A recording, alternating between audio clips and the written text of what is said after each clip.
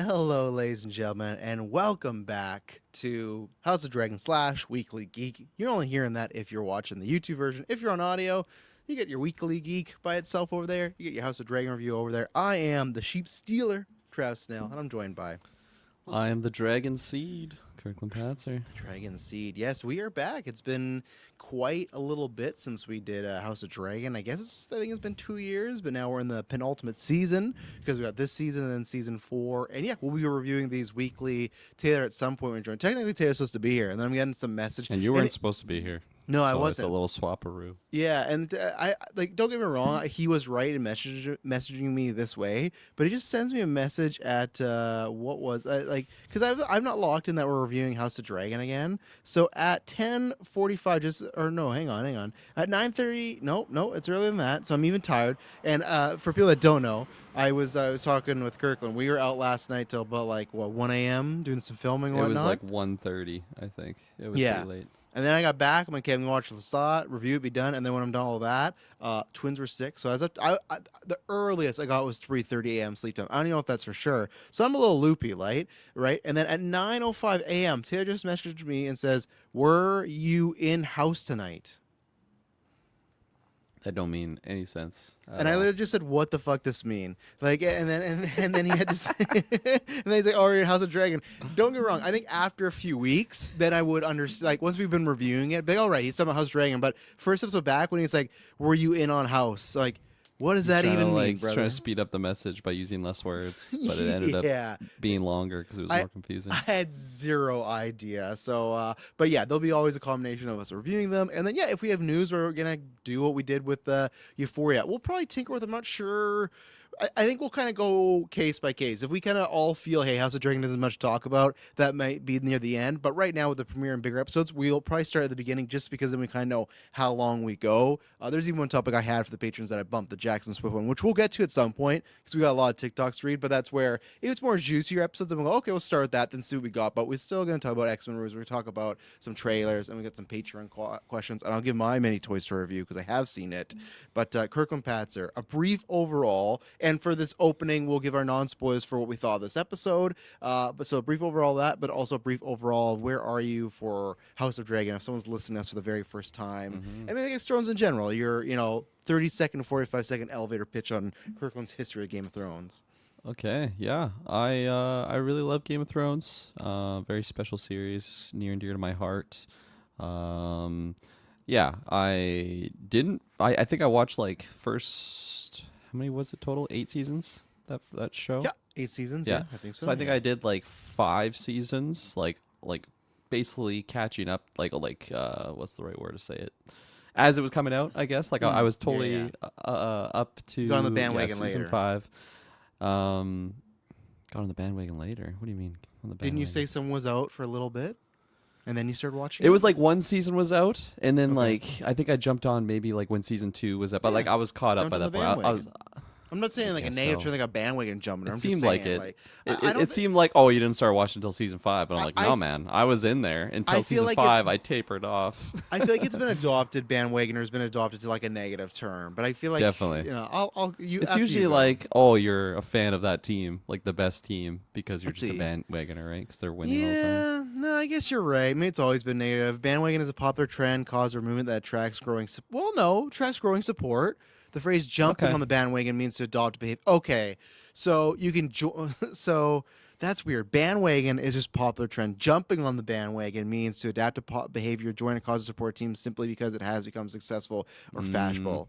So I guess how do you ever get on the wagon then? Yeah, you gotta wait for the right opportunity. Yeah, you gotta you can't just jump lightly on. walk on. So you gotta go to the right bus stop, I guess, for there that. you go. But season 2, early adopter. That's fine. Early adopter. There you go. I early-ish. like that. And then the show just kept going, and I guess I hopped off the bandwagon around that time. The show had ended. I'd only really heard bad things about the ending of the show. Eventually, Shay had never seen Game of Thrones, so she started from the beginning. I watched it with her, and then we just kept going, finished the show, and really, really loved it up until the end. I still think, I don't think season 8 is all bad, but yeah, the ending is definitely pretty egregious. House of the Dragon came out. I was Not really like excited for it, but when it came out, man, I was just hooked so early on. Really, really loving the show overall.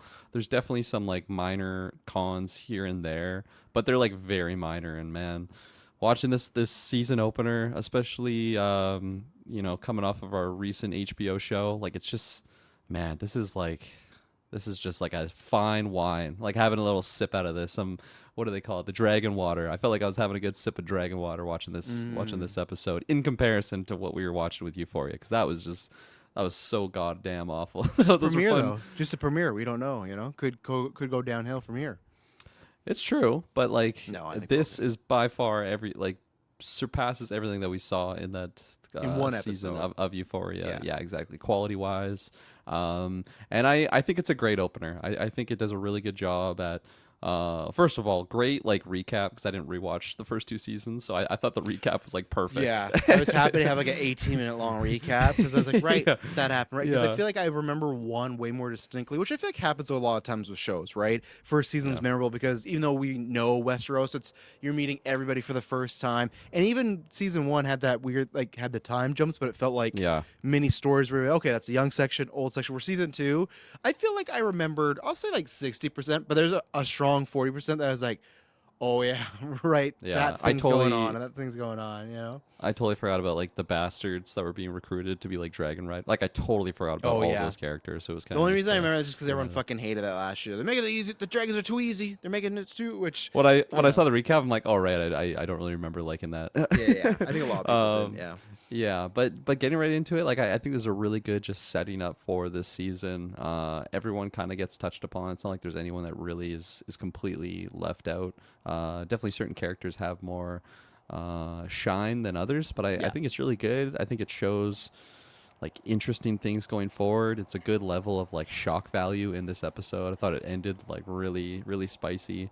And yeah, overall, it's really good. Dragons look good.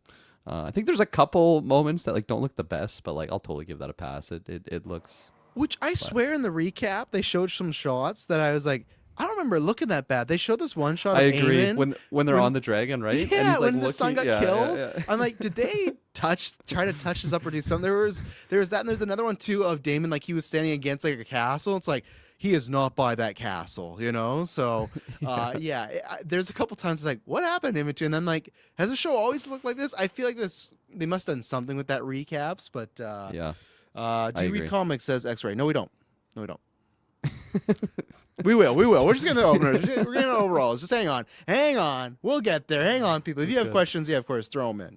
But not every comment, but Not every comment, but no, I'm looking forward to next Sunday now, which is Yes. awesome. It's a fun feeling, when HBO is good Yeah. and we can be excited for a show. Like I am looking forward to next week's episode, and I thought the runtime like flew right by. Like it was because it's 72 minutes, where 72 minutes of Euphoria felt like Yeah. a fucking saw trap. It's like, and like I don't think they'll all be that. I'm assuming that's because of the Of recap. course, yeah. But still, it was good stuff, and I'm looking forward to next week for sure. Mike says, man, that was a great finale for season 2. Wonder why they released it 2 years after the penultimate episode. I do remember that too. That's kind of coming back to me, where I remember, I think I was, actually, I don't remember if I was more on the positive side. I think I was more positive on it, but I had other issues, because what I remember is, so I love Game of Thrones. I watch this, as always, I watched Game of Thrones from the start just because of Boromir, because of Sean Bean, because I'm a huge Sean Bean guy. So I was like, yeah. and I didn't know about the twists and everything, so it's like, okay, but end up liking the show. And much like everybody else, I have divided feelings on the show. I rewatched it a couple years ago, and I forgot. It's something that happens because it's the last season, right? But the rest of that show is just so fucking good, right? It is definitely for quality. I'd still put it in the top 10 for shows, not my personal top 10, but for shows I've watched. Yes, the season finale does what it does, but as I said many times, so for people that are new, I was out on Game of Thrones. After that finale, I was like, I'm good. That finale did leave me very much disappointed, so I was like, you know what? I'm happy to leave Game of Thrones where it is. I don't even think I was on the first episode that we did for House of Dragon. That was you and Taylor, and I Yeah. remember watching with Emily being like, you know what?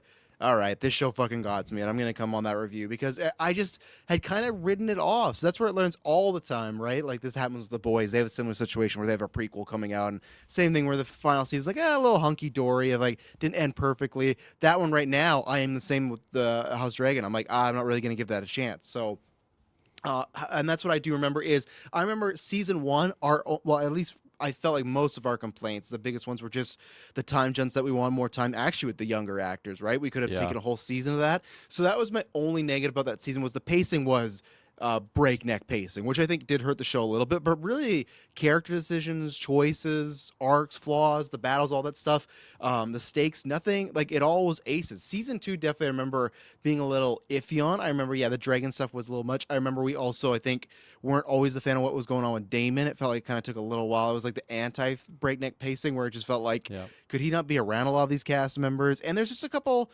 choices along the way character wise, but okay, we'll see. But again, overall, I think I still was probably like a 8 somewhere around there. I still like a lot of these characters, especially a ton of these characters I really do like. And I think the recap got me ready. And then I think this episode highly delivered. Obviously, it could be a great starter, right? And we'll go from there because you can't expect, not a big spoiler, but there's a big battle in this episode. Takes up maybe 20 to 15 minutes, right? You can't expect that every time. And I know some people were disappointed about that with season 2. I think as long as the character stakes are there, I'm completely fine with the big battle not happening. But yeah, this like you said, it got me excited for next week right away. I was like, okay, I wish I would know what was next. The storylines that have been from the past, they're adding on in a good way. There's new storylines. There's one in particular with the sheep stealer that I was like, oh man, that was great. That like I'll give them credit. I think the finale, it was one of those of like, this could go a bunch of ways and I didn't know. There was one death I was completely sold on was going to happen, looked like it was happening, and it didn't at all. I was like, okay, they got me. So that's what I love when there's multiple ways things could happen, and they all make sense, though. It's not like something happens and you're like, oh, well, that either you're not looking forward to it, or it just feels like for shock value, or it's just not working with the story. Everything worked with the story. So, yeah, I'm very excited to see what happens to a lot of these characters. And I think it's a good thing knowing we're kind of heading towards the end, right? Obviously next year's the end, but I think that's you just kind of get a sense of you can get more finality here with a lot of characters. So yeah, it's going to be hopefully a good season. So if you've not seen this episode, we are going to get into full spoilers. So here's your warning. I'm not going to take an ad break because we're pretty early on. So here's your warning. And we are into spoilers. X right now, you asked, how are you? I think we're doing well. I'm tired, but I'm doing well. Yeah. I'm doing well, Oh, so good. I was driving through downtown West Side earlier today, and yep. power line right next to me just right on fire. Like a fire had Really? like just started. I don't know what happened. There was no fire crews or anything. People were like still pumping their gas like right next to it and anything. I'm like, they should probably get the fuck away from that area because that could definitely spread. It was interesting. But Yeah, that could have been that your was my final day. destination moment right there, I was thinking that like to Shay. I'm like, imagine if that just blows up as we're driving right next to that. But Yeah. thankfully it didn't. Like, what am I going to do about that film? That's what I would just be saying. So, where I want to start, there's a lot of interesting storylines to start off with, but I'm going to start here because this was the one I had the most thrilling time with because, like, okay, what is going to happen? And we're going to start with our girl here. Can't remember what, oh, there you go. Raina? Raina. And I'm gonna. Here's one thing, too, people. If you're listening, I can't speak for Kirkland, but I think similarly. I think I'll read it in a second. I think similarly, I'm gonna mess up people's names in the show, and there's gonna be tons of people where I'm like, I can't remember who this fucking guy is or what he goes to. Like, there's one character that they introduce. I'm like, I don't know. I'm not a book reader. I'm not the big lore guy when it comes to Game of Thrones. I'm just an enjoyer of the weekly TV. But Rhaenyra Targaryen, I put up this quote where it says, the lights were brighter than expected. Because, man, what a story that was. And I fucking loved it. And you know what? Again, I still think last year when the bastards got the dragons and they just have them, was it a little easy? Absolutely. So this doesn't fix that. But I do like that kind of shows like, yeah, you do got to like, you can't just get this dragon and you're good to go, right? And that's where, at least with the bastards, maybe they had that moment like she did, right? She did tame it kind of in a way, like bonded with it, gone on its back, and then she landed and they went back out there. So maybe the argument can at least be, hey, those bastards did that and now they've been working with the dragon, they haven't been in battle. This is literally, I got it and I'm going right out there. It feels like in a video game when you unlock maybe one power or one weapon, you're like, in Elden Ring, like, oh, I can go in that area, and you still get fucked up because like, oh, actually, I was not ready. And I thought this was great because they last season talked about this dragon being out there and wild and it's big. She bonds with it, and then like, okay, we're gonna go there.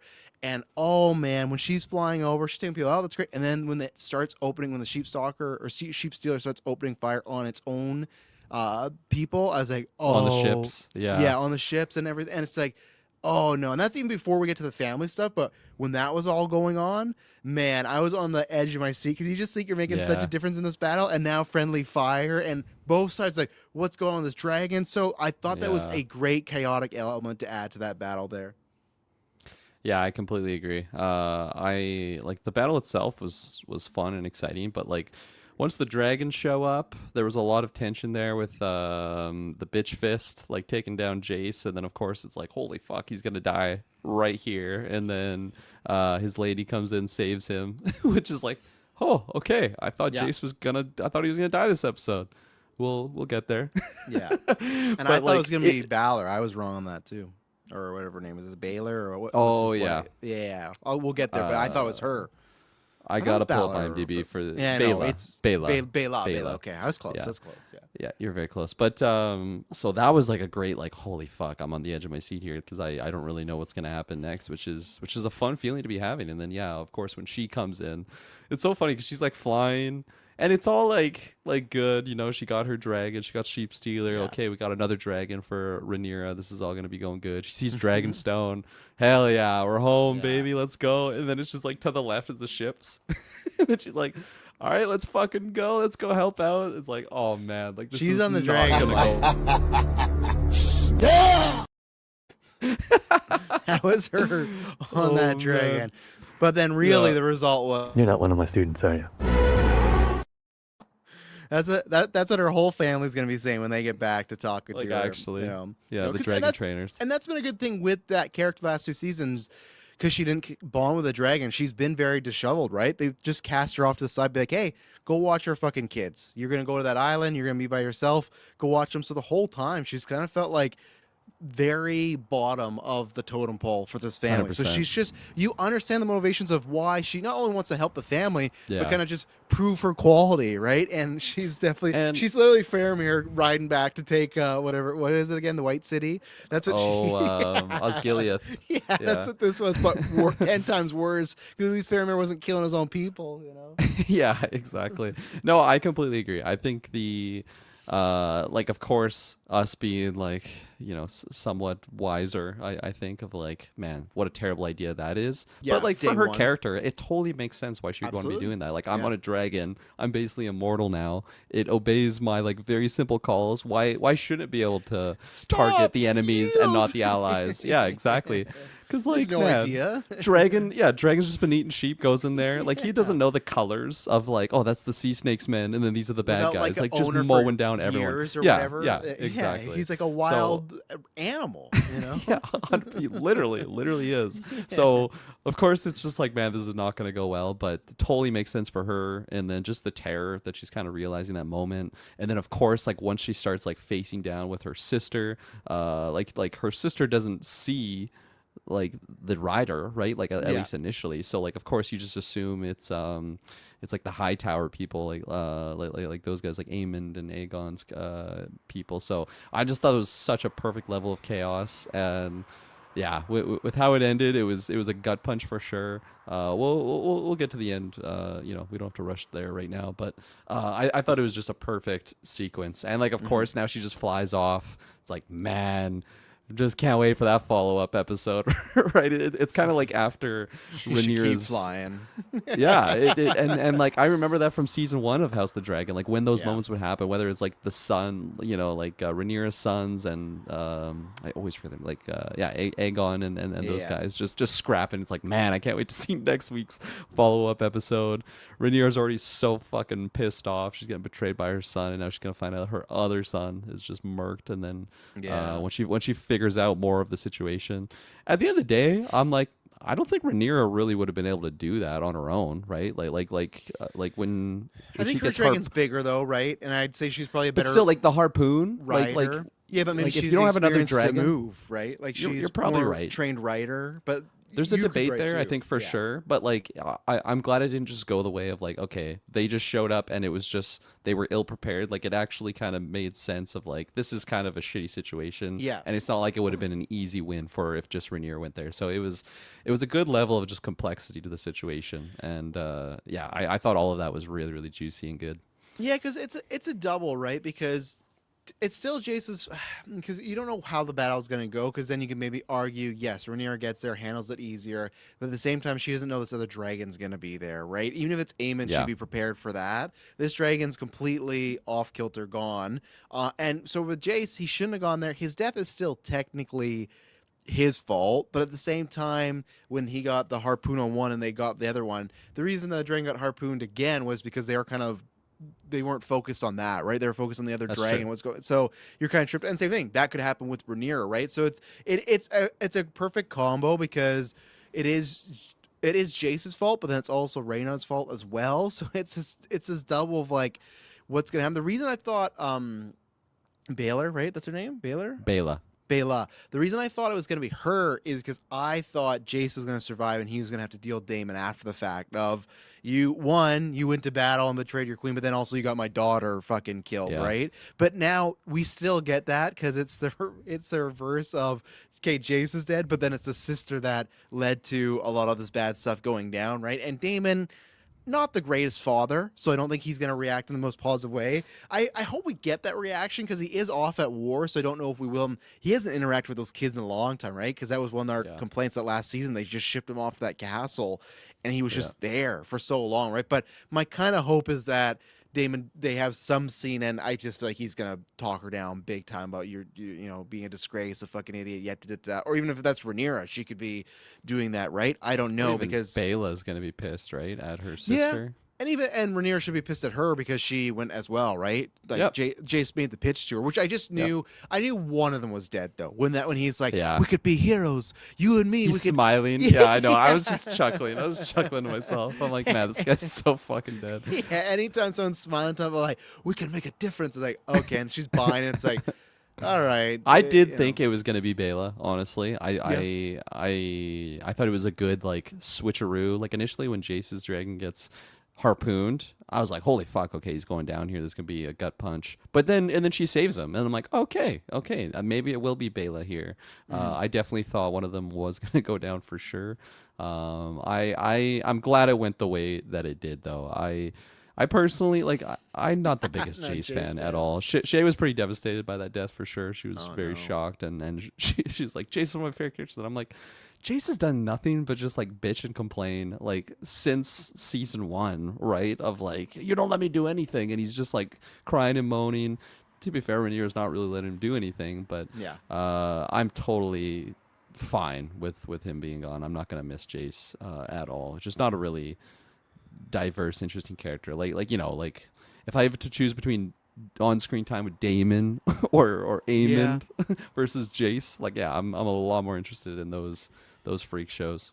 Yeah, and like call a spade. We know that, like, we know Rhaenyra is not going to end up being the queen and take over, right? So like this bloodline, they're gonna change the canon. Yeah, maybe Force Awakens, the rumor that remake fans are always trying to fund. So it's just kind of like we know this bloodline kind of goes not nowhere, but like his bloodline specifically, because we know some Targaryens still make it. We know Rhaenyra and Daemon still have their 2 young lads, or I can't remember which the genders are, but just their young children over that castle that, you know, Rhaenyra's supposed to be at. Good thing she's bringing that fucking wild dragon back there where their kids are. I'm sure that's Dragonstone. Yeah, so and then I guess that means did Rhaenyra just have the 2 kids with that guy? The guy that was like her Lord protector? Strong. Yeah. Right? Was that his name? What a name. Did she just have the 2? I think so, right? Or was there a third actually? Was there a daughter in there too, or is it just boys? I can't remember. I'll look it up. Okay, yeah, because either way, that the bloodline, Strong's obviously long gone, and now his 2 sons are gone. God, so, trying to type out these names too. Rhaenyra. Yeah, good Thank luck. God for autocorrect.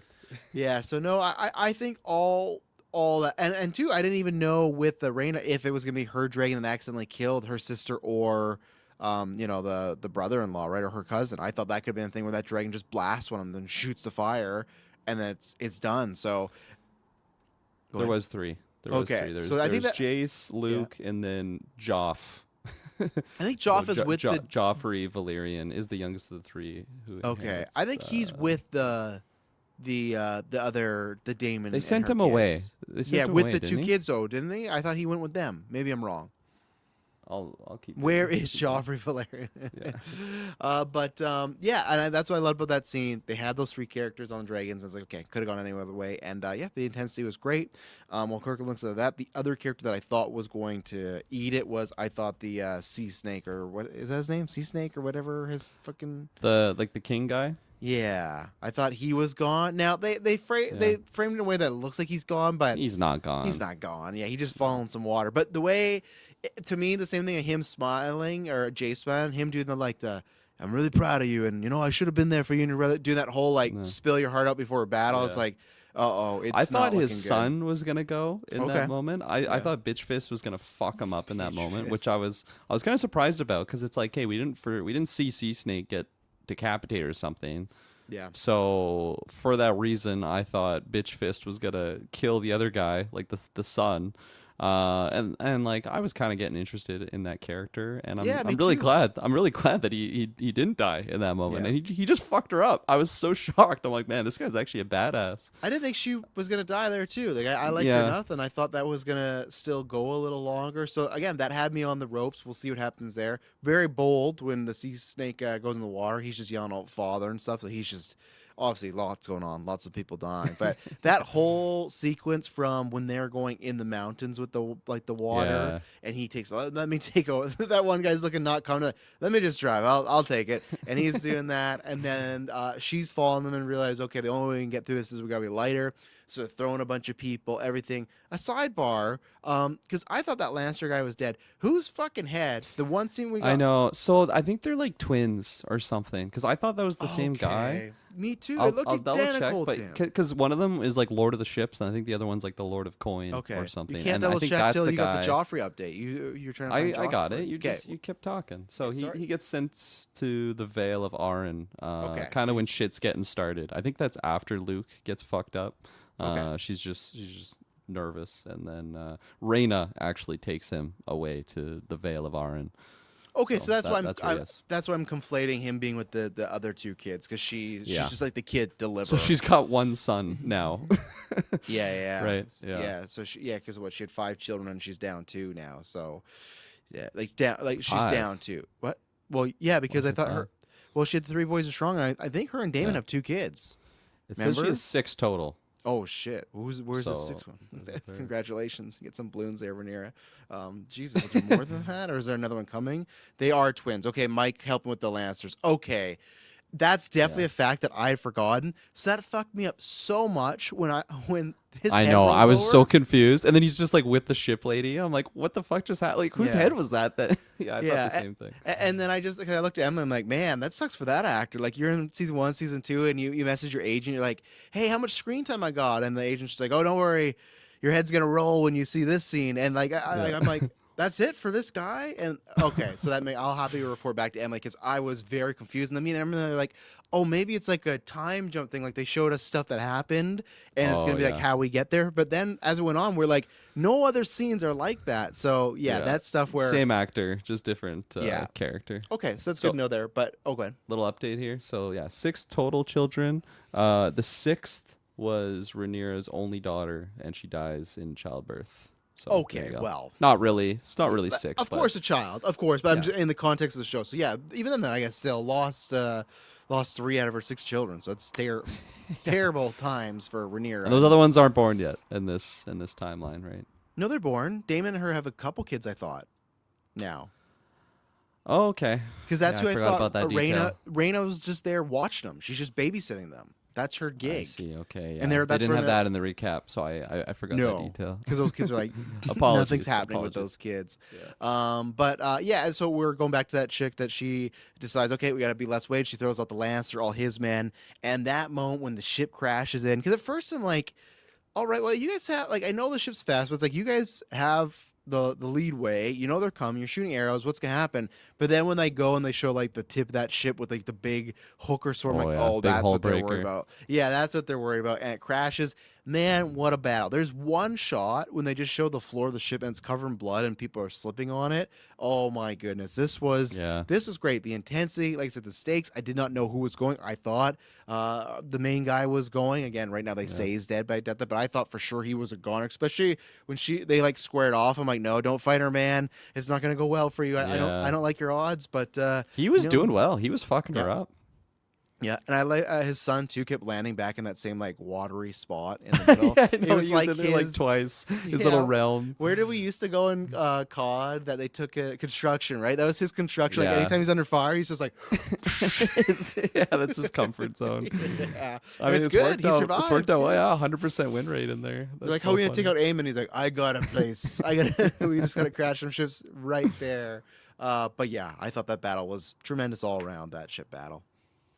Yeah, no, 100%. I thought the even just the lead up, like when they're going through the little crack, I thought that was a good level of intensity when they're being chased. I found it so funny when it goes, yeah, I'll just call her Bitch Fist because that's her nickname, but I can't remember what her actual name was. But it like goes to her perspective. She like looks over at her like following ships. And the one's just like capsizing. Yeah. The other one's just getting like crushed. It's like, oh man, bad situation to be in. But she made it through. She's capable, which I assumed was going to be the case. I didn't think she was just going to die to the rocks.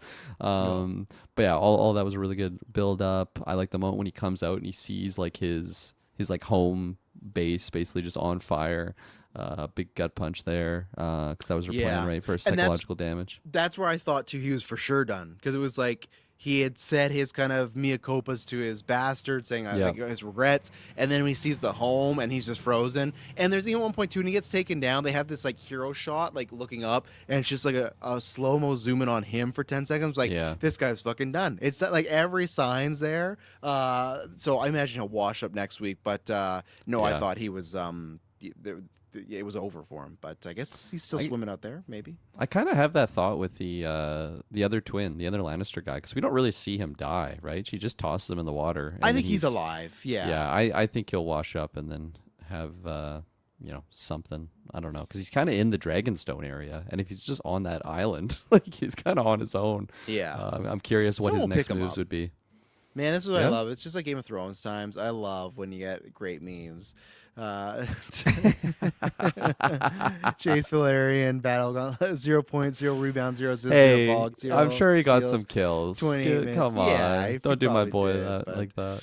Yeah, this actor looks like such a combo of Kit Harington and Tom Holland, and it's fucking scary, man. Like if those I was two gonna actors say had a like son, Taron Egerton a little bit. yeah, he's a little bit there too. So, but yeah, R.I.P. to Jace, and yeah, like I liked the character enough, but it seemed like last season they were really doing the headbutting with his mom, and they couldn't get on the same page. So that only had one result. If they weren't going to turn around, and it's going to be, and we'll talk about Allison in a second. It's going to be interesting, right? Because the whole deal is like a son for a son, and now she's down 2 sons. Again, I still argue last season when they fucking beheaded Allison's grandson, I was like, I think we're that's equal. pretty. Yeah. Like he's a kid. Yeah. He got murdered to sleep. Like I know it's not Allison's kid, but it's like, nah. I think we should be fine. Allison shouldn't have to give up another kid. No, but the Punisher rules got to wipe out the whole bloodline. Yeah, the whole bloodline. But now she's gonna ask for another one. Who knows? But yeah, I think he served his purpose. What I'll say there, and yeah, it's gonna be interesting what happens to that guard. I don't know if she's gonna just keep him because she needs the manpower, but I kind of hope that the guard that he told, like, hey, you know, you got to protect your queen and lock her up here. I'm kind of hoping Rhaenyra fucks him up, because like I that to me is some bullshit. Like I get the idea if you got to protect someone from themselves, but if I'm the king or queen, it's like no. Like and you know, I completely agree. That's a betrayal in my mind. I get it, but Jace is basically saying like she's mentally unwell to like give commands. Well, so he's then, going like, to you do have the to lock exact her same up. thing she wants to do. Yeah. You know. So like, yeah, I definitely think he should be chopped. I can see it going either way, like really, but I love that sequence for the follow up, like through just doubling down on like Rhaenyra still dealing with this of like even her closest people think that she's unfit to rule because she is just a woman, right? Like she even drops that line of like I have this body, but I have the heart of a king. I'm paraphrasing horribly, but I and like just the acting, like just the body language, she was totally selling that scene. And Yeah, man. She was so vicious after Luke got fucked up, and now Jace is gone. Like, Yeah. Rhaenyra is gonna be pretty vicious here. Yeah. And especially to transition to that, because the plan last season was, okay, son for a son, we're gonna get that, we're gonna behead Aegon, and then we'll use that as like the rest of you can go safe. You know, like that's a Plegarn, but one of you got to die. I got to make an example of you, right? Like her and Allison's plan. Is that Yeah, what her you're and talking Allison's about plan. here? Yeah, that they set up. So Allison comes back. She's got this grand plan. And then all of a sudden, fucking Aemon's sitting on that throne, and the look on Allison's face, Which I missed. I missed Aemon so much, man. Yeah, even this episode there miss wasn't this enough actor. of them. Like I agree. I love. He's still doing some odd stuff in here, kissing Oh his yeah, mom. we're gonna talk about. Yeah, we're gonna talk. I love you and Mitchell so much. Man. I want him to be in so much stuff. Like I hope, Yeah. Denis, if you're listening, that's your fucking Bond villain right there. That guy would fucking kill it. Chills. Yeah, I don't think any of us cast him when we did our fan cast. That's but, a like, good one. He would be incredible. Like it just seems like House of Dragon and Emerald Fennel, only people giving this dude work. You know, it's like he's a great actor. He's got a massive cock. Get him in the game. Chills. 100%. 100%. But anyway, so she walks up and you see just her face drop of like, fuck, risk my life, make this whole plan, and now it's gone. Where's your brother? He's gone. He's just missing. Well, we got to set out the thing to find him. Nah, no one can find him. He's gone. We got to focus our attacks here. And it's like everything she wants. Like, so that's where, that's all that happens. He just lays it down. And then like what Kurgan was referring to, she makes this plan. And this is where I don't know with Allison. And they did this last year where she said she's making this plan with him that, okay, you can't stay here. You got to go attack Daemon because if you kill Daemon, they won't like whatever attack plan, they won't expect it. And if you kill Daemon, that's a huge blow to Rhaenyra, right? So it's like, is Allison just trying to pull the wool over on Daemon and do something? Or is it now that that plan with Aegon's gone and it's just like she has to revert back to Aemon and her family? That we don't know yet. I'm assuming it's still more on the like try to figure out something with Rhaenyra and get to peacetime, but Allison's done a lot of bad shit too, right? So you can't say that, oh yeah, she's completely gone, and maybe she was willing to lose Aegon but not Aemon, which she says here, but again, she's saying to Aemon, so it's kind of like an unreliable narrator. Kirkland, I never thought I'd be saying this, but you know, everybody check out, obviously every week, loving it. I'm reviewing, and I'm so close used to saying it. I'm reviewing Vampire Lestat. It's a great time. You know, episode 3 was this week.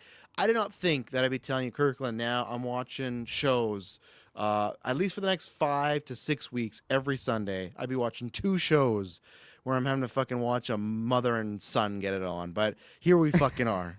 Here we are. Because in Lestat, The ancestral era of television. Yeah, I won't, again, Game of Thrones story. I won't say who it is, so if you ever watch it, but there's a character doing it, and everyone's like, this storyline, it's just the fucking worst. It's not, I don't think it's the worst. I think a lot of people just hate it because it's just like you're watching a mom and son like get it on. It's like, Yeah. So then, of course, when Aemon's starting to move in, I'm like, don't do this to me. And he's kissing her, and here we go. And I guess that's what Aemon maybe wants to do. He's always been weird with his mother, but now this is like another step. So I want more Aemon, but what we got here is good because it's leaving me questioning what's the deal with Allison. Aemon, we know he's just like, when she's trying to pitch the idea of him kind of like holding back, it's like, not this dude. This dude is the hammer. He's not going to hold back. So I'm curious to see what's going to happen, and I cannot wait whenever we get that Daemon versus Aemon fight, man. We've been building that for a while. I can't wait. So what do you think about all this? Yeah, no, that's been a good build up. Yeah, no, I thought all of that was really, really good too. Fantastic acting from Olivia Cook. That's her Yeah, name, right? Yeah, she's great. Yeah. she's fantastic, and I was just chuckling because when she goes like she's going to find her son, and then you know the Kingsguard guy's like, oh, he's over here, he's in the throne room. And she's like, what? Like why? Goes in there and he's just sitting in the throne, and then it's so funny like just their back and forth. There's a couple shots that it just goes to her, and yeah, when they tell literally. that Aemon's there, yeah, she's just But like more Antonio- scared, I feel Yes, like than yes. like that's like more stern and intense. Like she's just totally shocked, and it goes to her, and then it goes to him. He says a line, it goes to her, and she still doesn't say anything, and she just has like the same, just completely like dumbfounded look to her. It was so funny, but I thought she really just lifted up all of these scenes though of just her reaction to the situation, because it's like, hey, we have this plan that is so like already on a razor's edge, it's such a narrow window for this to work, but not only is Aemon let me just confirm I'm saying these names right, because Aemon, Yeah, he's not only unit, is yeah. not only is he not where she thinks he should be, like saving her lover, right, Cole, the Hand of the King, and her brother who's there. Like that was Yes. the whole plan. Like he's gonna be there to help them out, but then also be out of the castle. She's already kind of swallowed that like tough pill that she's just gonna sacrifice her actual son so that Rhaenyra can just take the kingship back. Like this is the plan that she's accepted. Not only is like all of those factors not in play, like Buddy fled the castle now. Like she's like, what do you mean? He's supposed to be bedridden. It's like no, the fucking Strongfoot, the cripple took him out, and then they're both out of the castle. Like it's just such a oh no, and all of this, and Rhaenyra, is like kind of in on the plan now. Like she's like, okay, yeah, I'm gonna go to King's Landing, and here Aemon's like, oh yeah, we're bringing all the armies here, we're bringing more dragons, like we're gonna basically just double down our defenses. And it's like, fuck, like if Rhaenyra comes here thinking that it's an open door, this could go really really bad. So I thought that was just a amazing, like, yeah, your whole plan is just awful, and you can't just DM Rhaenyra and tell her to call off the plan. Oh yeah. When she was writing that letter, I thought she was sending it to Rhaenyra. I guess that could be pretty That's pretty difficult you to do. have to be like a very secret person to pull that off. Because if right? Aemon So, finds that, like it's over Yeah. for you at that point. he's already questioning her. Like, where were you? Her the plan, past couple days? but like what she like her move worked, right? Like she got that message to Buddy, the high tower Yeah. guy, and he's like, "Hey, we're just gonna chill for the next 3 days," which is clearly not what Aemon wants. Yeah. But all of that was just like perfect execution for me. Oh yeah, and then the weird incest stuff thing, because it like Olivia Cook does such a good job at just like specifically for her character with Allison, of just like she's like she has to basically put on the strong face. Like she can't show that she's scared of her son here, right? At the end of the day, she is still the mother, and like I feel like she is trying to like almost peacock in a way of like at the end, like it doesn't matter how scary this motherfucker is, doesn't matter that he's the biggest dragon, like I am still his mother. And I feel like she is digging her heels down sometimes, like with Aemon. But like it's just cracking, and like she is definitely terrified of her son. I believe that's why she's like even went to go see Absolutely. Rhaenyra, because it's like I don't even know what the fuck this guy's Yeah. gonna do, right? Like he already took out his own brother, like the standing king, with Aegon. That's his name, right? Aegon? Yeah. Yeah. Okay. Like the guy who's on the run now. Yeah, exactly him. So all of that was so good, and then yeah, like when he goes in to kiss her, and she's just like frozen, like she can't like push him away because maybe he's just gonna get like physical or something, like it could be really bad. So just kind of stands there. She kind of smiles at him, and then like as soon as he leaves, she's just like instantly tearing up in her eye, like just perfect. Like there's not even really lines from her in that moment, but just perfect acting. And I She missed also her. knows She's so gonna good. like. She's gonna like if he wants, she's gonna like fuck her son. Like there's. Oh like you yeah, said, like there's, that could have been the reality of that situation, right? But it still might be, and there's not much she can do about it because Aemon is like a. That's her role now. Yeah, Aemon is just like off the. He's controlled chaos. He's not even chaos, but he's just like the storm. He's a controlled storm where he can unleash it at any point. He can be calmed. But the second that lightning's going off and that thunder, it's over for you. Exactly. You're like herding a buffalo. You can't control it. You can't move Yeah. it physically, but like you can kind of make some moves, and it kind of worked, right? Like he does say that even though he might just be lying through his teeth, like, yeah, okay, I'm gonna go there. We're gonna have a feast in your honor. He could just be totally making his own plays because he doesn't actually believe his mom here. I think he is gonna leave the castle, but I wouldn't be surprised if it goes the other way. Last thing I'll say on Allison here is like, just like the fear that she's kind of like when she's tearing up and all these things, I feel like it all just goes back to like, man, I fucked up. Like I shouldn't have like doubled down on my heels of like Aegon is the king. Like I shouldn't have made that power move, even though at the time she thought it was the right move. Just all this reality is catching up to her, and it's she's intense. listening to fucking like nearly comatose Viserys though. Like, sure, it could have been the right move, but like he was not also in his right mind. His body's falling apart. His face is falling apart. Oh yeah, we Where got is that guy? we got it somewhere Yeah. in here. That'd be So really fun. like she was listening to. This guy coming out. Yeah, Yeah, she's this listening to that guy. Thinking, oh, he must be fine. No, And he looks so much worse. This is did. like he looks He's- amazing here in comparison to where he was at the end. yeah. Yeah. So and that's what sucks for her if she is trying to still work for peace and everything. All the stuff that's gonna happen, she's gonna think that, or Rhaenyra's just gonna think that Alicent was fucking her over and lying, right? Yep. So- Absolutely. Yeah. And then I also really, really wanted to shout out the scene between her and Helena, like when she's making the letter, and Right, yeah. Helena's just kind of telling her like he's just terrified right now, like he never had fear, but now the reality of the situation is like Rhaenyra will fuck up Aegon, or sorry, Aemon, Yeah, yeah. like with all these new dragons that she He's has. so And many. He's so outnumbered. Like yeah, it's like completely it's at outnumbered. least it was at 1.6. They didn't even know what they were on, but it was her, Bela, Jace, the bastards. No, it was actually 7. It was 7 dragons Yeah. versus the one, which obviously Aemon has the dragon, right? Like the big one. But And now the Northerners, right, signing yes, up with yeah. Daemon, and Daemon has already like accumulated all these other people that he has swore fealty to Rhaenyra. So yeah, some big plays are happening here. But just all of those scenes with Alicent were fantastic. I'm interested in just what's gonna be going on with her character now, because she's definitely in a dangerous spot, even though she's with family in Yeah. King's Landing. Which, speaking of family, she's got some family, I guess, maybe coming her way. We don't know. The only thing we got to see of Aegon and Footmaster over there was they're on the way. They get stopped. They're like, hey, can you, what was his name? Is it Lars? Or what's Laris. the guy? Laris, Laris. right. They're like, hey, can you bow to the queen? Because they're in an area where they're for Rhaenyra, not for Aegon. And he bows. Of course, fucking Aegon, this piece of shit.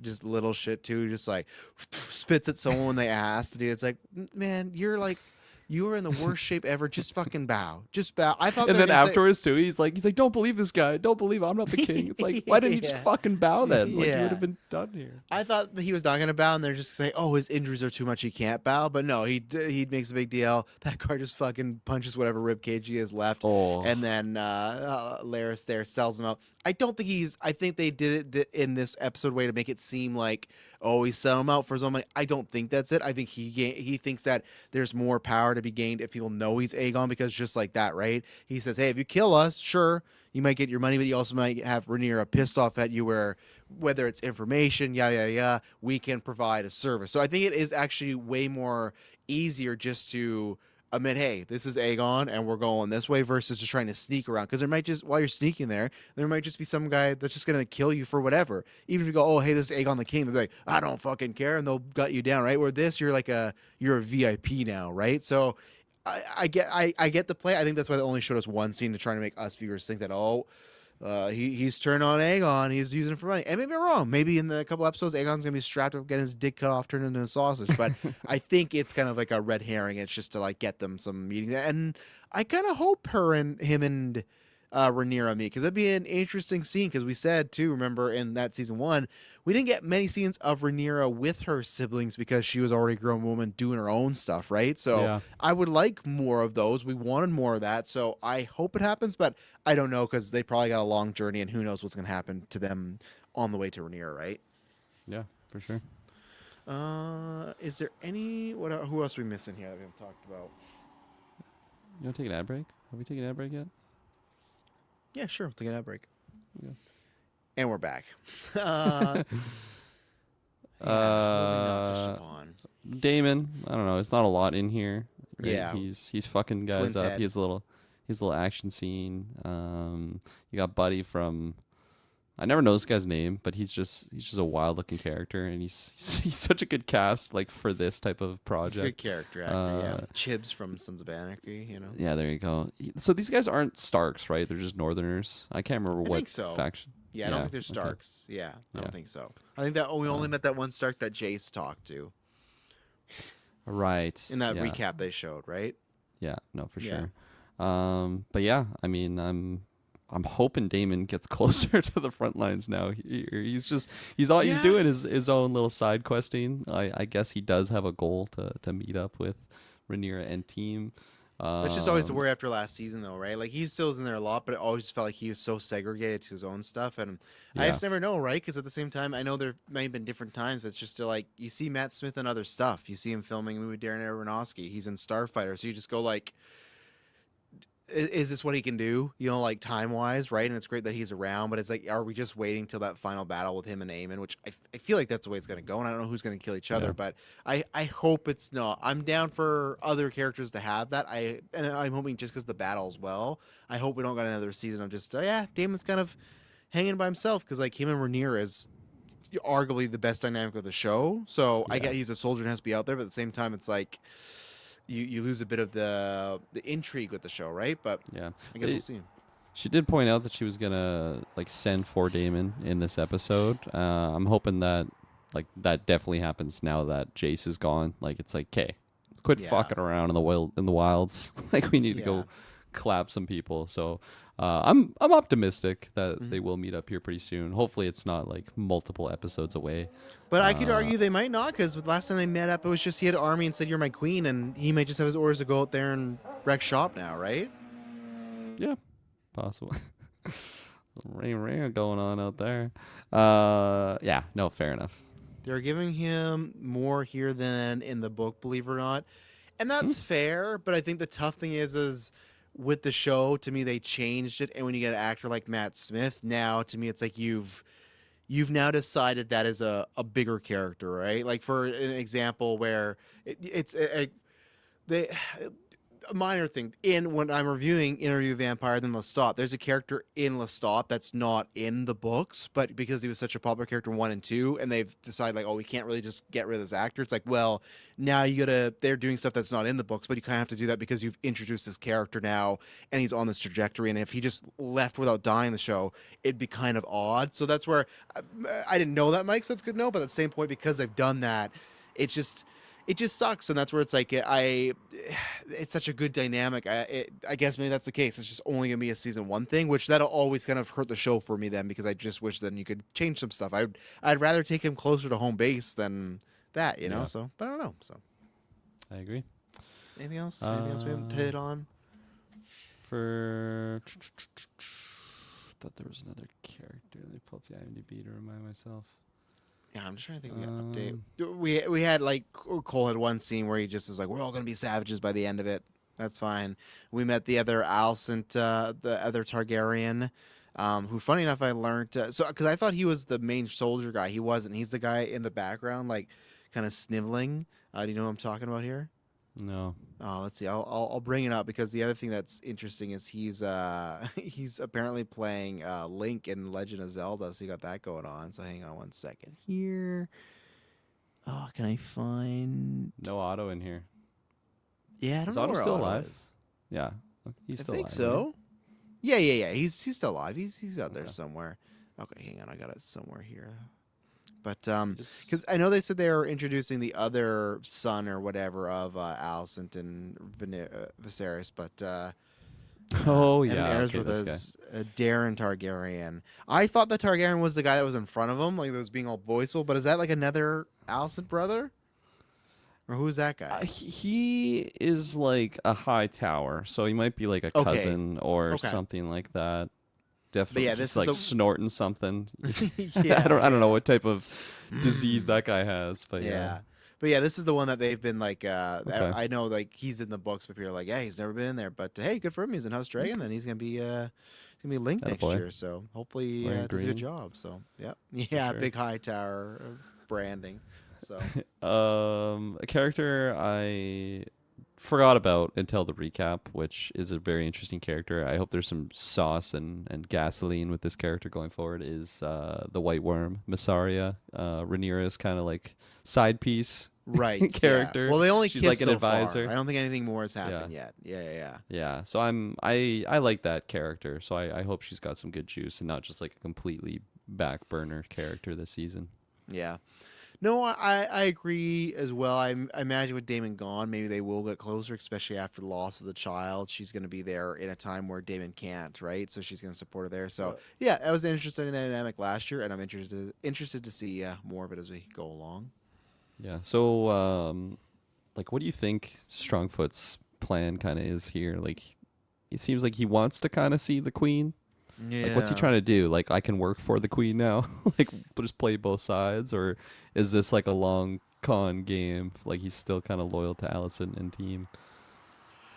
I don't really think so, but I don't know, because like obviously it's like a comparison people make all the time, but it feels very similar to Littlefinger, right? Where he kind of went where the wind Yes. blew. So, I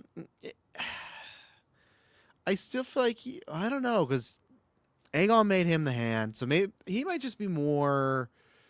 He might be more in Aegon's camp, in my opinion, even more than Alicent, right? Because he knows that Alicent is like kind of annoyed with him, right? Like he's a fucking creeper and whatnot. So, Yeah.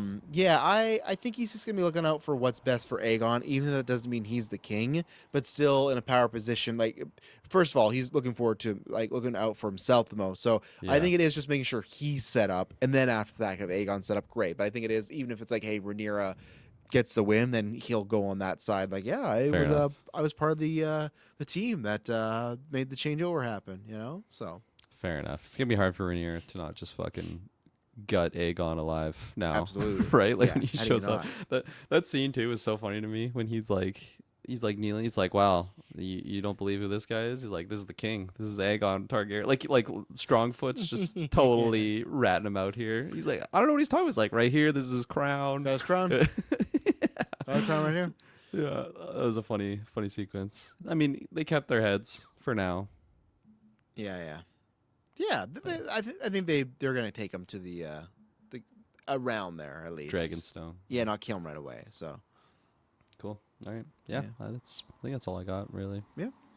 well, that'll be it for House of Dragon for this week, unless someone pops up. But that'll be it for that. So yeah, we'll be back next week with episode 2.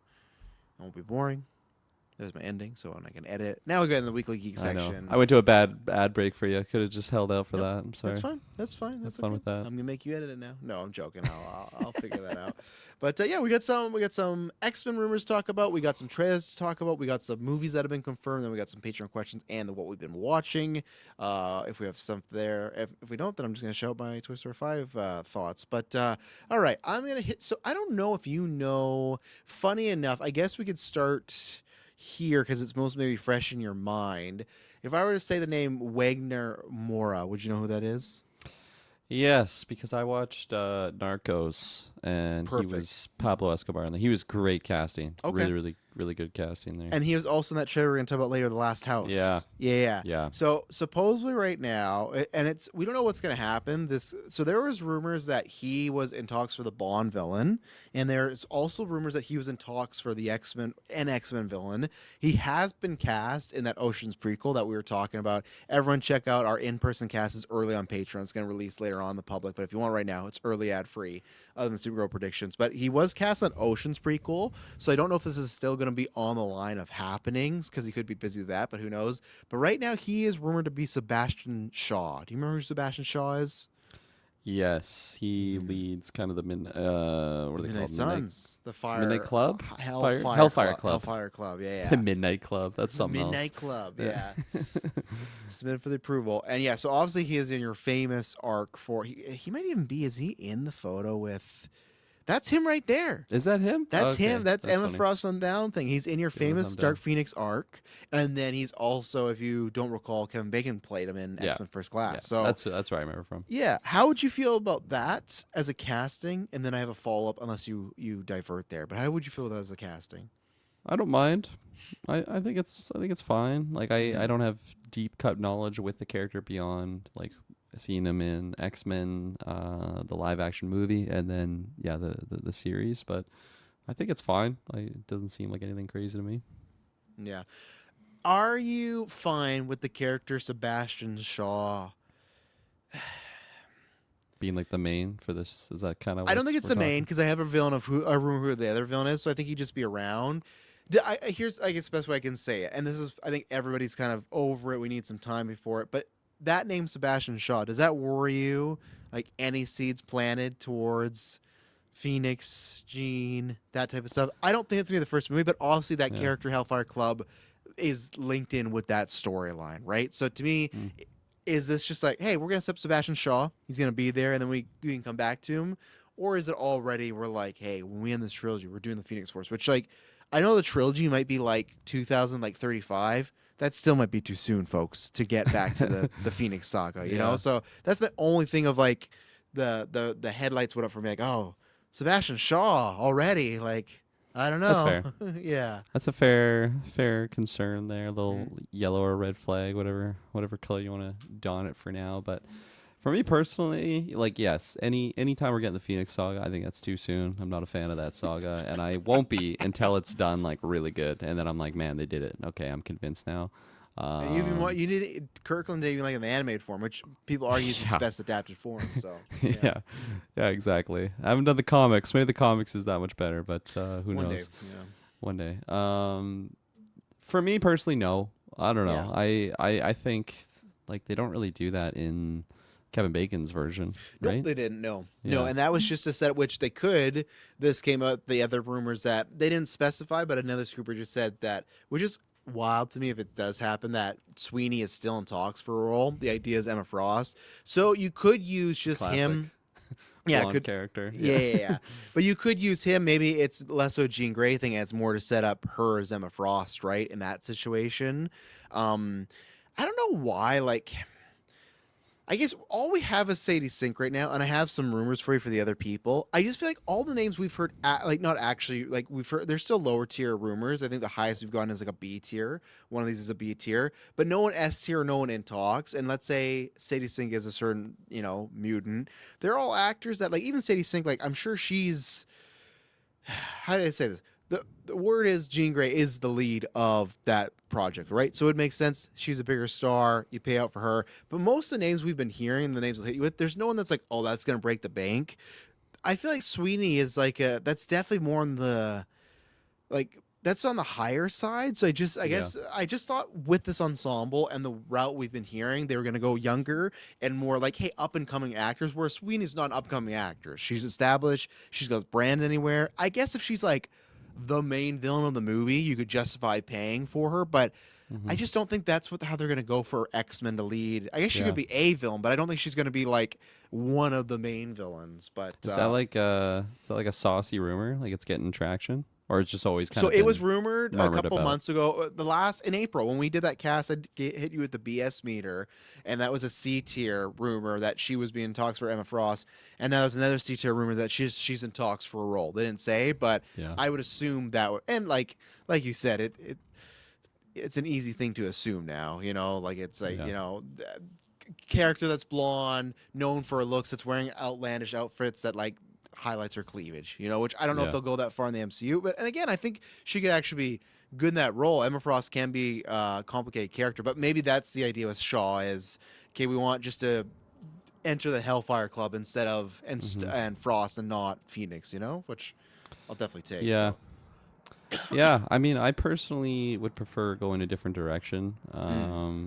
I mean, we've spoken about it so many times in the past. I agree with your statement there. Like Sydney Sweeney, I think her quality of an actor is like totally tied to the project and like the script. So I shouldn't just like write her off right away. But I don't know. Just give me someone new. That's kind of where I'm at right now. I kind of want to see a different angle to it than because I feel like we get Sydney Sweeney in there. I was really hyped when we got the I know it wasn't Julia Cornwall version for Madam Web, but man, when that casting happened, I'm like, fuck, this was my dream casting. Like, let's get seen. I think that was like around Euphoria season 1, season 2 time probably. So I was like, man, like this actress is just phenomenal. She's got the blonde hair. She's a beautiful looking woman. So like, yeah, let's get her in this character that's just so niche that I definitely want to see adapted on the live action version. Careful what you wish for, kids, because knowing what I knew now, man, I wish I could just go back and yell at myself for even forcing that into existence. But yeah, I think it could be done absolutely really, really well with Sydney Sweeney, but it's just one of those things where I'm like Doctor Strange here, and I'm seeing like maybe 1 in a million chance that it works out really well. Maybe that's too extreme, but that's just kind of how I feel right now. I feel like there's different avenues to go in that, because like if it's not good, like I think it's gonna be really egregiously bad, and then it'll just be like, oh man, Sydney Sweeney, like why are we doing this? If maybe we're just emphasizing certain aspects of the character, maybe more physical traits versus an interesting dynamic with the character. Which like I don't really have like a lot of thoughts on why it would be going that direction, but I also don't have a lot of like concrete evidence on why I should be thinking otherwise. But as of right now, if I had to choose, I would go a different direction.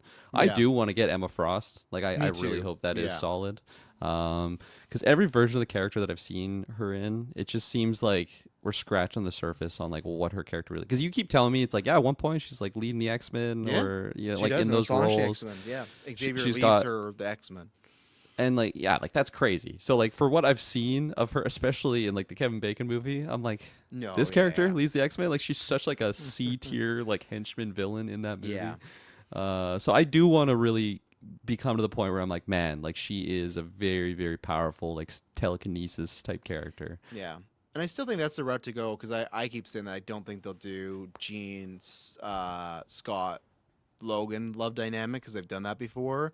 The other trio in the book is Emma, Scott, and Jean, right? To me, that'd be the way. And I don't know. I don't know how I feel about that. Like Emma and Jean. That's what we're going here. yeah, we're gonna. Sorry, we're out of there.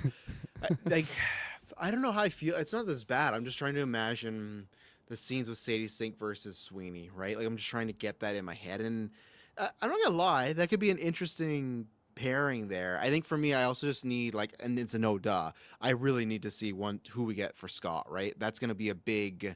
That's gonna be a big deal. And maybe they get someone that I don't even know, so then we wouldn't even know. But I think that'd be a big deal to see what's gonna happen with it, and we'll go from there. So you know, just popped in my head actually. I haven't seen her in a lot of things, but I feel like she's just popping off right now in just projects that she's in. I feel like McKenna Grace could actually be a really interesting Emma Frost pick because she's young. I think she's like quite a bit younger. Though.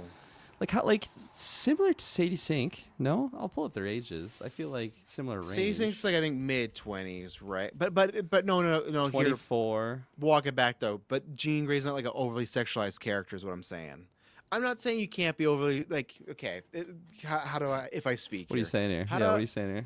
Many people, when they're legal age, of course, they're gonna pose, do all this stuff, etc. Right? I'm saying from the Disney sphere, if they go, hey. We're going to have Emma Frost. Maybe we're not going to go too hard, but we're going to spice her up a little bit. That could be a reason why, hey, Sweeney will fucking do that. She doesn't care, right? And people aren't, it's not going to be like, oh, you're doing that. I don't think they're going to take 19-year-old McKenna Grace and be like, hey, you're going to be strapped to this. You're going to do that. Now, don't get me wrong. If they're not doing that with Emma Frost, if they're not doing that with Emma Frost and it's just her characteristics and they take the sexual stuff out, that's fine. And to me, I don't think there's anything wrong. It's like with Harley Quinn or Poison Ivy. Those characters should have sexual things to them. That's a part of their character. Just like again, I keep talking about. I'm just not trying to cheap plug myself. The vampire Lestat as a character, he's a super sexual character. If you took that away from him, you're missing a bit of that character. Yeah. So for me, that's where with Frost, I don't think it's so sexual, but it's her look and it's her demeanor. I can see why Emma Frost is that. My pick for that, and actually I think Sweeney would be still good. My pick, and it's not just because I'm trying to see in those outfits, but is Elle Fanning lately. I had seen someone else fan cast that, and I went, oh, I really like that because she has that personality, but also coldness you can get to her. I think she's around Sweeney's age. I feel like 28. Yeah, so they're both almost 30 and stuff. So we'll see. But that just depends on the version. Then they might not do that, right? It might just be, hey, you're gonna be Emma Frost and you're gonna be a student X, Y, and Z. Who knows? So we'll go from there. This popped up again, so this character is definitely, which we kind of figure, but this character is definitely in the movie, is Beast. So this guy, I'm not sure if you've seen him in anything, is Charles Melton. Have you seen Charles Melton in anything? Let me pull up his face. The name isn't familiar. I don't think you have, other than he was, I think, in a couple episodes of Riverdale before he got recast. Oh, yeah. He was the original, whatever that character's name was. I can't remember. You're right, because they recasted him. They did recast him, yeah. I can't remember. But yeah, I do. I've only seen him in Riverdale, and he's in the new season of Beef, right? He is, and this is where I do really want to watch. Me too. You haven't seen it yet? No, I'm so far behind. So season 1 and season 2, they're not attached. It's an anthology, so you're good to Okay. Have you not watched season 1 though? No, I haven't seen season 1. No. You should still start with season 1 is amazing television. Yeah, okay. Where I pretty much if anyone I've talked to about Beef 2 is it's good, but nowhere near the heights of 1. Even though I like all those actors, like Kaylee Spaney. Kaylee Spaney, yeah. Yeah. I think the only person that said it's better than 1 is my mom. So that's there you go. Okay. There you red go. Flag. So, yeah, that's a red flag right there. Remember our one battle after another conversation, so so I said this in the Discord, and I guess the reason I can believe he's in talks, just what's strange to me is he was let's see, as it says, I don't watch much TV, but Beef was 5 stars for me season 1, so there you go. And then he's Oscar What about season 2, S-Bubs? I don't think he's watching. I don't think he is, even though Oscar Isaac's in there. But he's Oscar caliber in May, December. He is. And that's my thing of, So he's in May, December. He didn't get or I think he got nominated, but that's like an Oscar type of movie where he plays. It's a thing where he marries like a much older woman, but it's to the point of like, was she taking advantage of him like when he was like she like babysat him, like that type of shit. And it's like a weird, and it's like a not like a teen babysitting a kid. It's like an adult babysitting a kid, and then they end up married one day, and it's like. This is kind of and it's Julianne Moore, actually. There you go, Kirkland. She's the woman that marries him. So it's this big character. Natalie Portman in there too. Yeah, she's like the investigator or like the reporter, and she's doing a story on her. And it's this, and he's like he had this bad, situation with his family. But either way, he's great in that, right? And then the next year he does Warframe or Warfare. Warfare. Yeah, Warfare. A24. I haven't seen it because I'm just kind of over war movies. Like it takes me. I need like Nolan to direct it. Like I'll take Space Wars. I'll take comic book wars, but actual war movies. I'm good. We're good here. But he's in that. That got acclaim, and then he was in Beef season 2, which that makes sense. And then he's in. I'm not sure if you've seen this. The Daniels next movie. The Daniels are the duo that directed Everything Everywhere All at Once. So their follow-up movie, they cast a bunch of people last week. So Matt Damon's in it. They got Sandra Oh, she's incredible, and then they got Charles Melton. All his moves right now are not the X-Men MCU stuff. Like, and don't get me wrong, maybe there's a situation where the agent's just like, hey, you'll get the bag if you do this type of role. And like, I also get it too in certain roles, but with Beast, it's like the guy, Peter Claffey, right? And the sources say that guy still talk, that guy from Seven Kingdoms. That to me kind of makes sense because like, okay, he's in a hit show, but he's not like a big established actor, right? So him being Beast, I'm like, yeah, that makes sense. This guy, it's like, even if you're a human beast for a while, you're eventually gonna have to like either do the makeup or the CGI suits, and it's like, like don't get me wrong, like Mark Ruffalo did that as well too. So like I get, but it's just like I think there's like a difference with Hulk versus Beast, even though I love the Beast character. So he would be a great casting. This guy's a great actor. I'm just going to try to tell you, this is not happening. This is not happening unless for some reason, just like the Emma Frost thing, if Beast is like the second lead of this movie. If it's like, hey, the main character of this movie is Jean Grey and Beast, then I go, okay, then I understand. But most iterations, like Beast might get like a solo episode, but he's never like the most important X-Men all the time, right? He's always like 5th or 6th down the line. He's the friendly, very mild manner but clever and charming guy that you go to talk to that has some science shit for you, right? He's never like fighting Magneto on the top of Empire State Building, going toe to toe with him, right? So, so you got that. I know you haven't seen him much, so you can't put it there, but I won't put my thoughts on that. And then, so here's the two newest ones. These are interesting. So we've heard this for a couple years now, and now that there's some casting around, I think they're gonna lock it in. So Mr. Sinister, that's who's up to bat. So it sounds like that's going to be happening. And which does make me curious and also happy, even though he's my favorite Marvel villain. We've heard like Emma Frost rumors, Shaw rumors, Sinister rumors. What rumors have we not heard, Kirkland? Apocalypse? No, close. One more. Victor Von Doom. No, we know Danny's playing him. Okay, Danny's sorry. X-Men Late villain. night for me too. X-Men villain. Magneto? Yeah, Magneto. We've heard Zippo about Magneto. I got there. It was tough, but I got there. Which I think for them, for the first X-Men, is smart to, I would leave Wolverine and Magneto off the board for a bit. Like, make people miss those characters. Yeah. Again, Hugh Jackman's still playing Wolverine currently, and then Ian McKellen's back as Magneto. We're getting those characters, maybe not the new versions of them, but we're getting them in a movie this year in 6 months, right? So, but right now, this rumor, this is C tier, so both these next ones are C tier, so they might not happen, might just be in talks. But the rumor is Josh Hartnett as Mr. Sinister. How do you like that? Oh my God. Is that who I think it is? It's who you think it is, yeah. Big deal in the 2000s. He's making a mini comeback now. He was in Oppenheimer. He's in Trap. Yeah. As Mr. Sinister. Is that what we're going with here? Oh, I think he said in Trap. I'm like, no, he wasn't in that. But He was in Trap. You said that, and then but then you said you're like in Trap. You're like as Mr. Sinister. I'm like, no. There's I see. I thought you were telling me his name was Mr. Sinister name in Trap. I'm like, there's no fucking way. He goes Mr. Sinister. Yeah, there you go. What the was Trap he? Man himself. What was the name that he had? The killer name though. It wasn't the Grabber. That's Black Phone. But he has some like the Ripper. It's like very generic sort of term. It's no L&B, but he has something going on there. S-Bubs would remember. I'm sure you'd remember. He'll pop it up. Without searching S-Bubs, can you tell us what his name is? If you can't, The Butcher. Yeah, The like Butcher. that's such a like the most base. Like M Night's like, yeah, I'll come the Butcher. That's a very you know? like I mean, you got the Bay Harbor Butcher, right? There's other butchers out there, but yeah, what do we think about that? Is there a butcher in the boys? Isn't that Yeah, that's his Carl name. Urban's It's just character? Butcher. Yeah. Okay. Yeah. What do How I did you think think about that? it? Mr. Sinister is a character for me that it's like I don't just see him as like a regular human dude. So like No. I imagine I think there'll he'll be the be in voice the- modulation, Yeah. like the suit and everything. I'm fine with it. I don't have like a hard like hearing.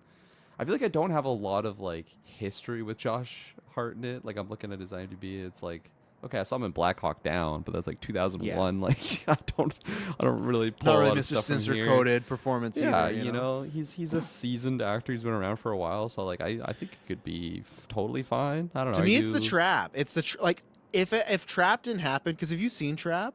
No. He's way more comedic and playful in that movie. So because like there's times where, and that's why some people hate it, some people don't. There's a lot of cheese to that movie, like intended cheese, but it's just a question of what's your mileage.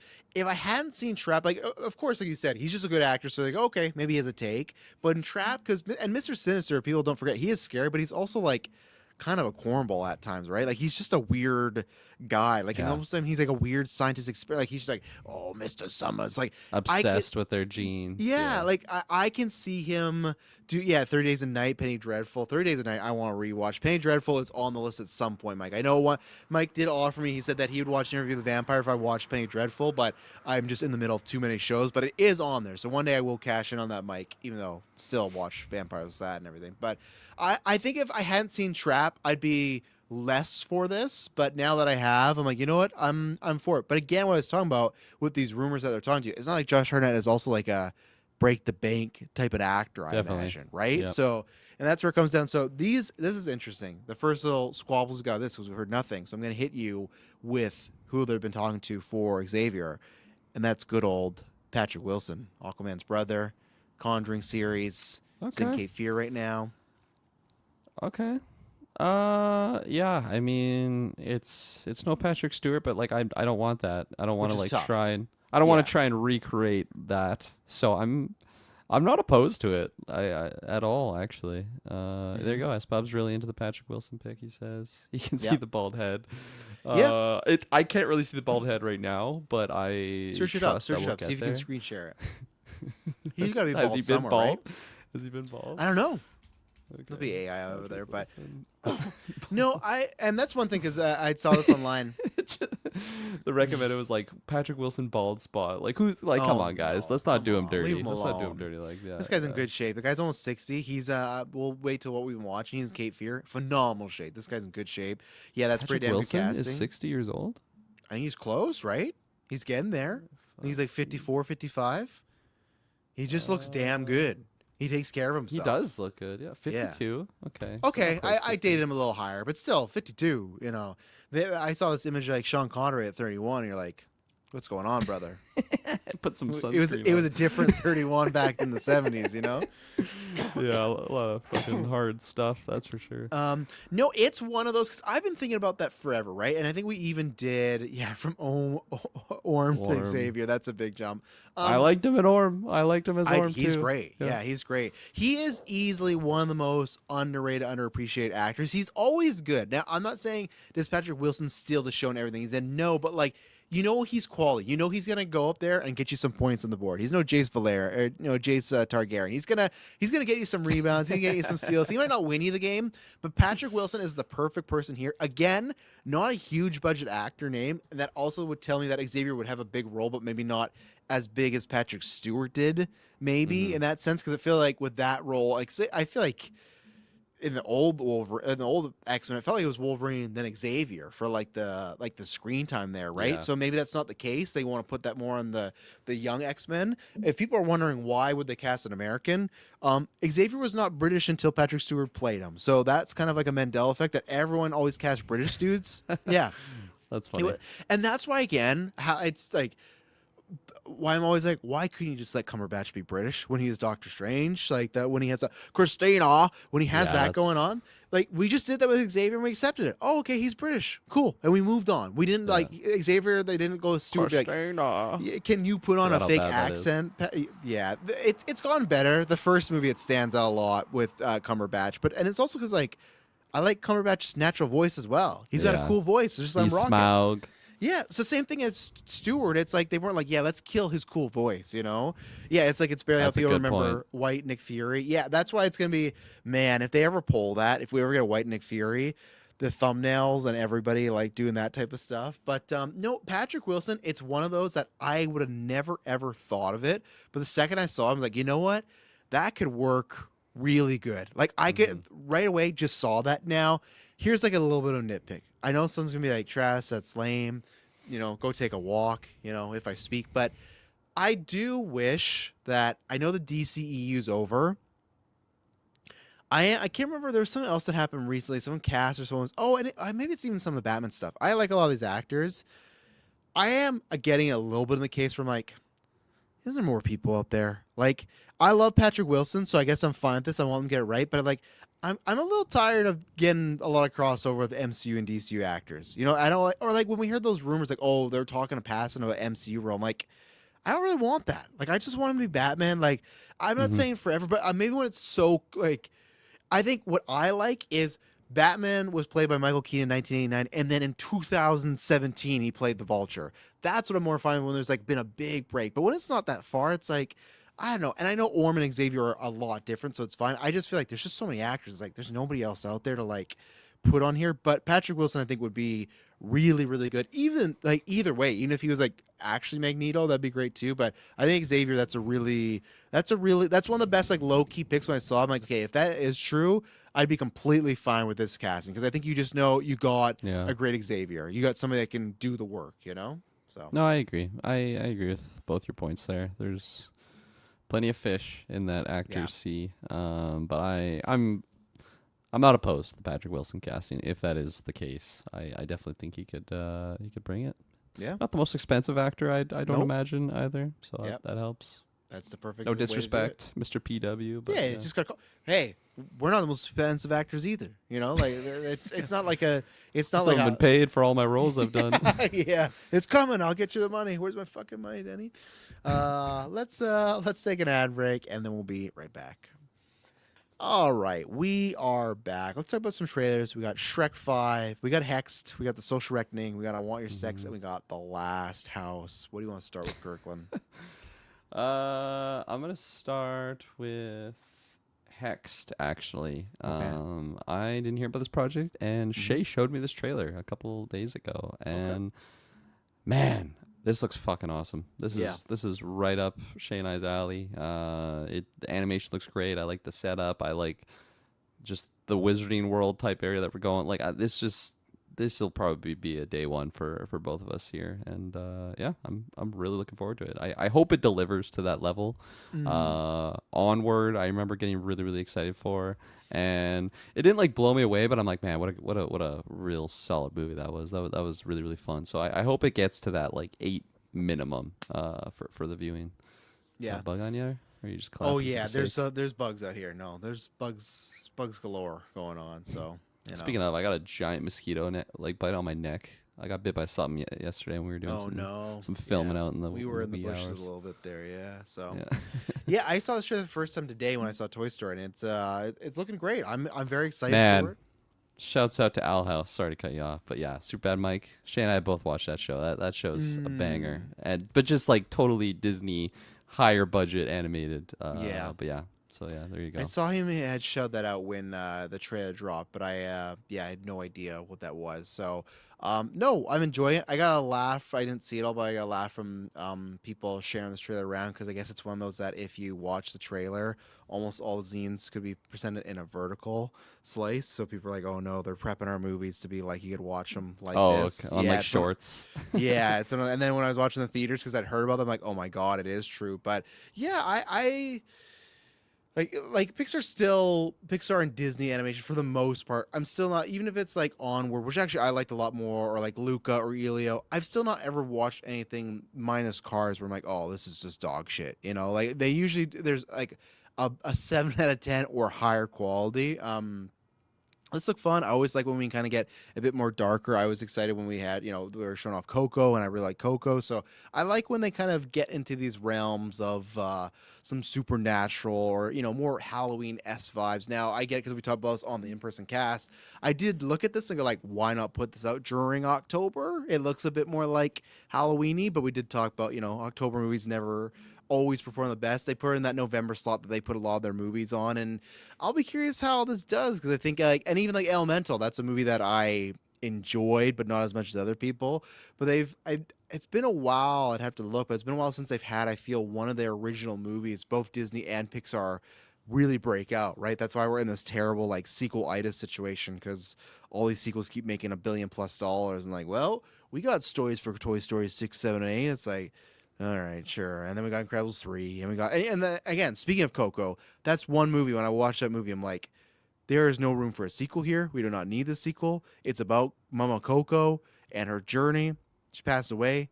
That's it. There's nothing else to do here. But nah, people loved Coco, so here it is. So I'm hoping this can be good. But at the same time, there was things in this trailer when I could also see this being of that more lower tier level, so we'll have to wait and see November, but I definitely want to see this. The other one I didn't put on the rundown, but have you seen the trailer for Forgotten Island at all?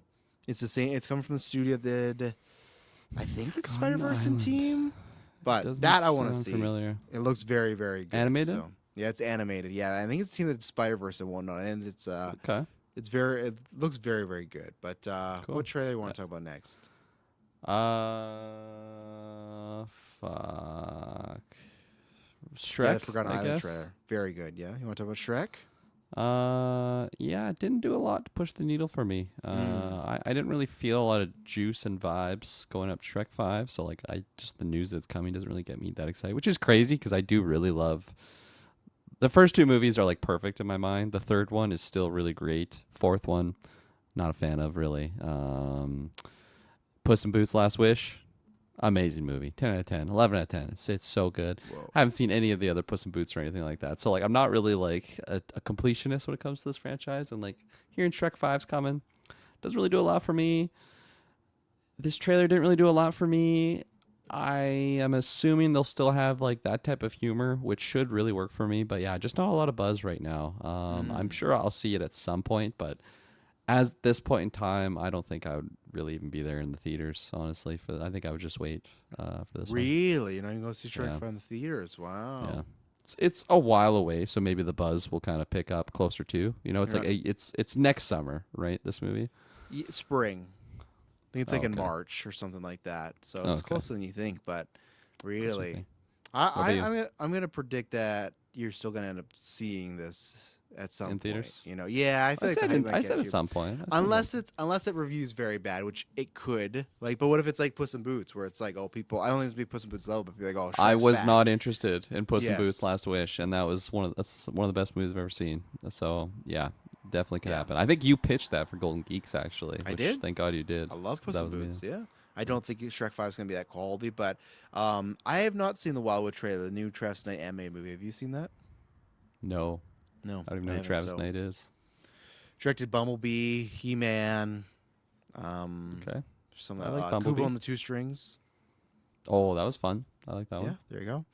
I think this trailer was just fine. I think this was just a quick, like it's only a minute 20. This was just a get something out there before Toy Story, because then it can play in front of Toy Story, which funny enough we didn't actually get. But I think that's all this was just make sure the kids know Shrek's coming. Okay, get those because we talked about this again coming on the in-person cast. Listen to that on the public feed soon, or you can get it on Patreon now. I do think Shrek is going to be massive. Who knows if it's going to be close to Frozen or whatnot, but either way, I think there's no way that Shrek movie fails. I think it comes out, there's I nostalgia, agree. 2000s nostalgia. People like myself got kids now, kids of kids. Like, I think it's going to be huge. And that's like the old Shrek movies used to be summer movies. I think they've been gone for long enough. Even if Shrek 4 was kind of a very meh movie, and even the first Puss in Boots, I think there's just been time, even with some of those actors, right? Like Cameron Diaz went away for a while. Mike Myers is always in and out. Eddie Murphy's just back the last couple years, but he was gone for a while. You got Zendaya in there. Zendaya is always a good thing to add. So I think this trailer was all right. I guess it was just more.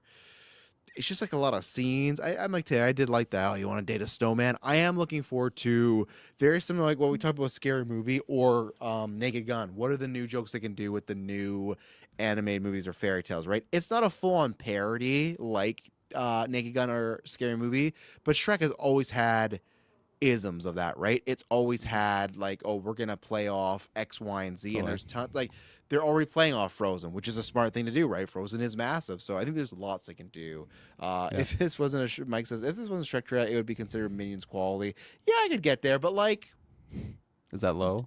Or is that a good thing? I think that's low. But don't get me wrong, like I love the Shrek movies, but like each Shrek movie has jokes that are like, this just sucks. Like this just doesn't work. But like Shrek is like, to me, it's like a comedian at open mic night and they're just throwing stuff and you're gonna see They're what works. riffing. And, yeah, it's like Scary Movie was, right? They're just gonna see what works and what doesn't. So that doesn't surprise me. But yeah, it was fine. I'm excited to see maybe more like what the whole story is about. But where to next? Molly. What's next? The Last House, I guess. I'm really going to be convinced to see this movie because this just did nothing. I don't think for me. Like yeah, I don't know. It's an interesting idea, but like they lost me when they were on like day 40 and they're like starting to run out of food. I'm like, are you fucking kidding? I'm like running out of food after like a week. Like I They maybe got I'm kids. just bad at. They got multiple kids. That's They gotta fair. That's ration fair. it, you know. Absolutely, you're right, but I was just like, this just doesn't seem like. And then all of a sudden, we just fast forward like 1183 days later. I'm like, they were in this house for 3.25 years. Are you fucking kidding me? Like, how are they not like I don't know. I was just really not gripping on to any of this stuff that's in here. They show the lady at the end, let me in. We're not gonna let you in. She's like, what does she say? Like, run or something Hide to or- them? yeah, I think I'm hide, just yeah. like, fuck off. That's all I gotta say to this one.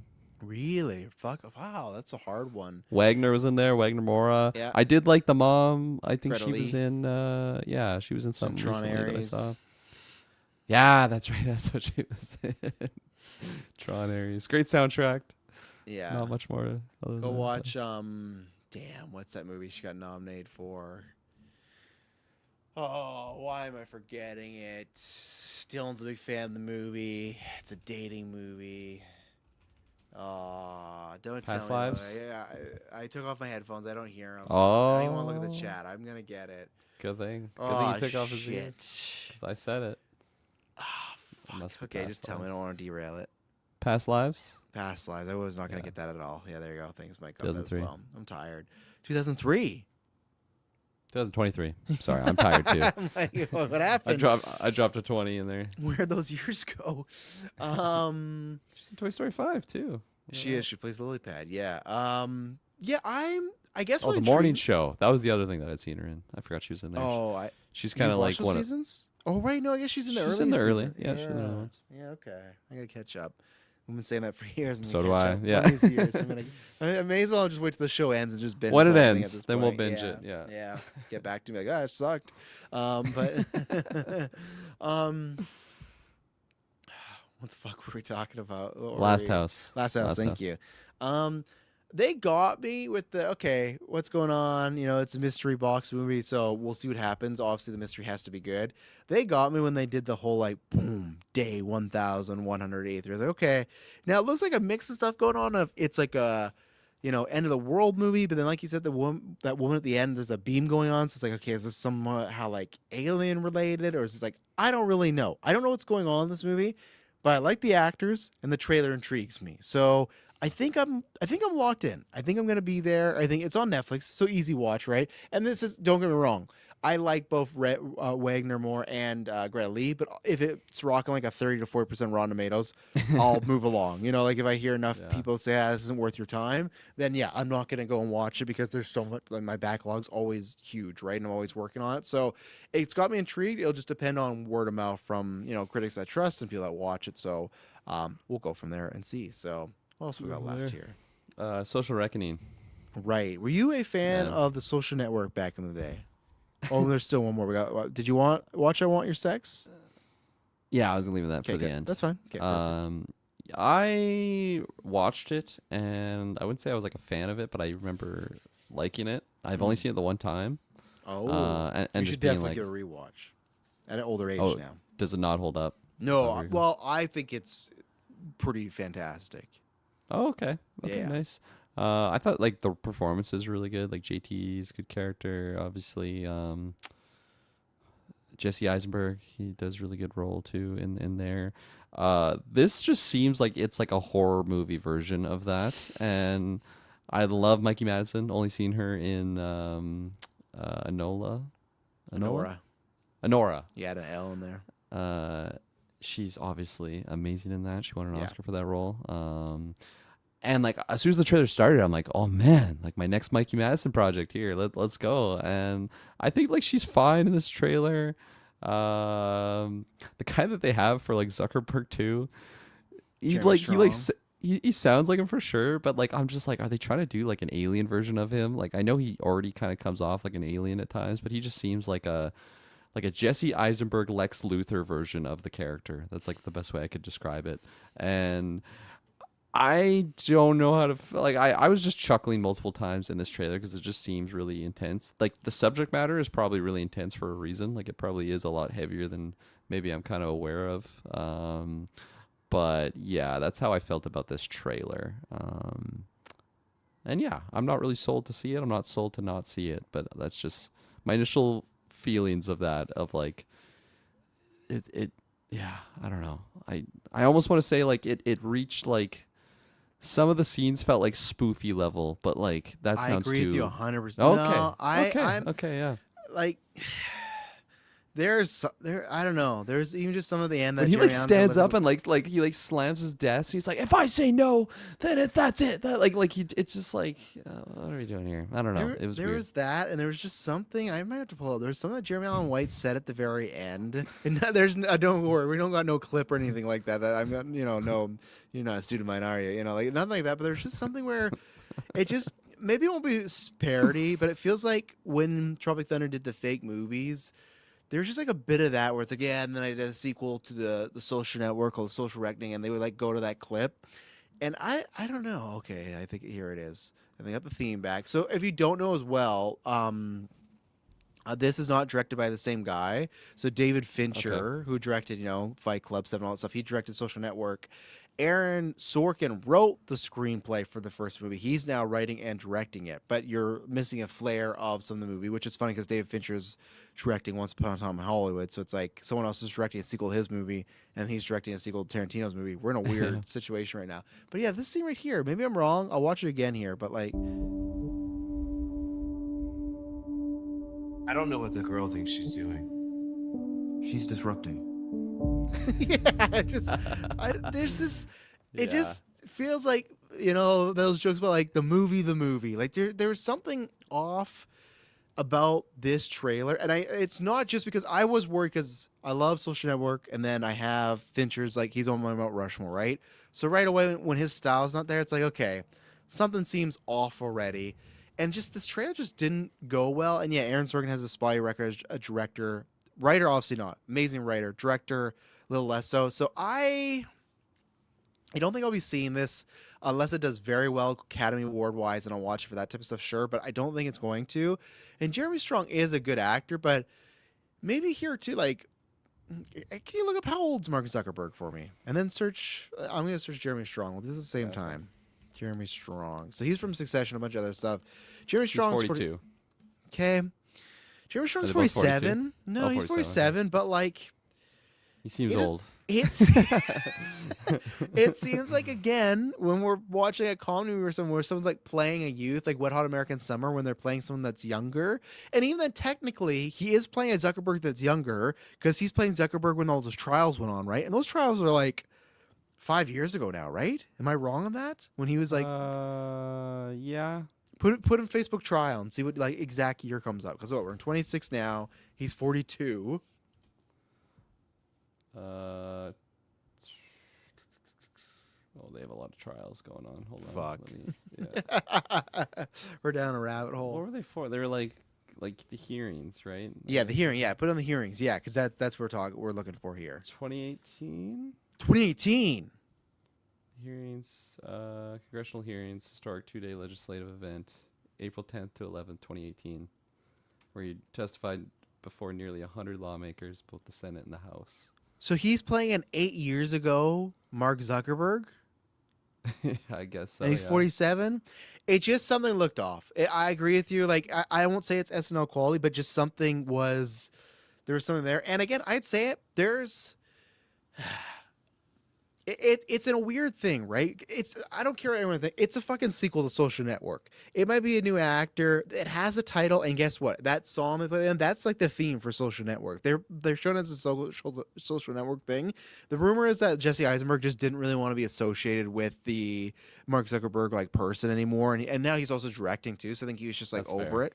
I also think it's probably get out of jail free card. Like Fincher's not directing. I think that's also easy way to be like, yeah, I just don't want to be that guy anymore. But I wonder if Fincher was directing, the guy that they, won a bunch of Oscars for this I'm movie. sure it would have helped. Yeah, it would have helped. I do think this is one of those roles that as an actor, I would have stayed the fuck away from this big time, in my opinion, for a multitude of reasons. But because the Eisenberg thing, I always say this is a quote. It's in his last interview that Heath Ledger talks about when Nolan approached him as a Joker, and he said like if Nolan sat him down and said like, hey, I want you to do a Jack Nicholson type in this movie, he would have said no, because like I can't do what Jack Nicholson does. I can't be that type of Joker, but I can be a different type of Joker. Now I get someone might say, oh, that's the way, but this is a sequel to that movie, so he has to like be Mark Zuckerberg, but then also tie to like Jesse Eisenberg's Mark Zuckerberg in a way too. And there's just something off about it. But yeah, as an actor, I would not like, and it's different too. Jeremy Strong, he's won multiple Emmys. He's in a bunch of stuff. I get if you're like an up and coming actor, right? Where it's like, I'm going to take a shot. If it works out, great. If it does, it might fuck me. But this guy's getting work. He was in The Apprentice a couple years ago, and he was fantastic. He was like crushed it in that movie. That's the Trump movie that where Sebastian Stan played Trump, and like he plays the guy that like Trump like learned from, like his protege, and he was phenomenal in that movie. Jeremy Strong, so he's a good actor. And I like Mikey Madsen. I like Jeremy Allen White, despite Rhoda Hutt. But yeah, there's just something offs here. I think I know what it is. There's multiple things, but yeah, and I just, again, it's kind of like Aliens. I don't think people care. All those trials and hearings went on, and guess what? Facebook's still rocking and rolling. Right. Like, someone might watch this, be like, wow, that's crazy that Facebook does that stuff, and then they'll go log on their Facebook to go like message people. And hey, I use Facebook too, so I'm not calling other people out. It's just like I use Facebook Messenger now, but all right. I want your sex, Kirkland. What are you thinking? This one was kind of winning me over.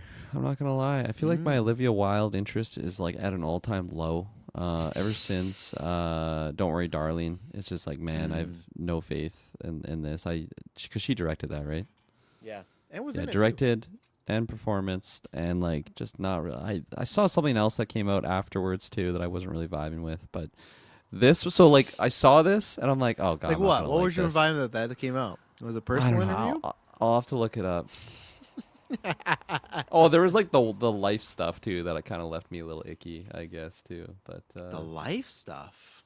Were you one of those where you mad she was dating a younger man in Harry Styles? just like how that former relation, didn't she just like leave her partner that like she had a kid with and all these things? No. I think they was amicable. yeah, I think like Okay, maybe my much mom as it was could be. spewing me some nonsense. Maybe I didn't Oh, I no, didn't you research do. it enough. Yeah, Just like my mom today. She's like, yeah, what's gonna happen is Travis Kelce's playing one more season, and then Taylor Swift's gonna do one more album, and then after that, Kirkland looks shocked. He looks like Bush when they told Bush the second tower hit. the third tower just got hit, Travis. But I still have to like talk to this class of like yeah. Spitgate. Kirkland looking at slow-mo Spitgate footage. Right, that was, you remember Spitgate?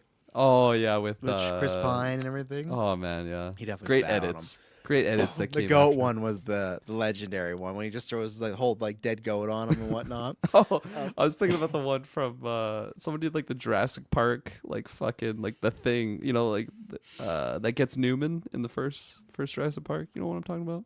What are those fucking I dinosaurs know are what you're called? talking, because that scared me. Yeah.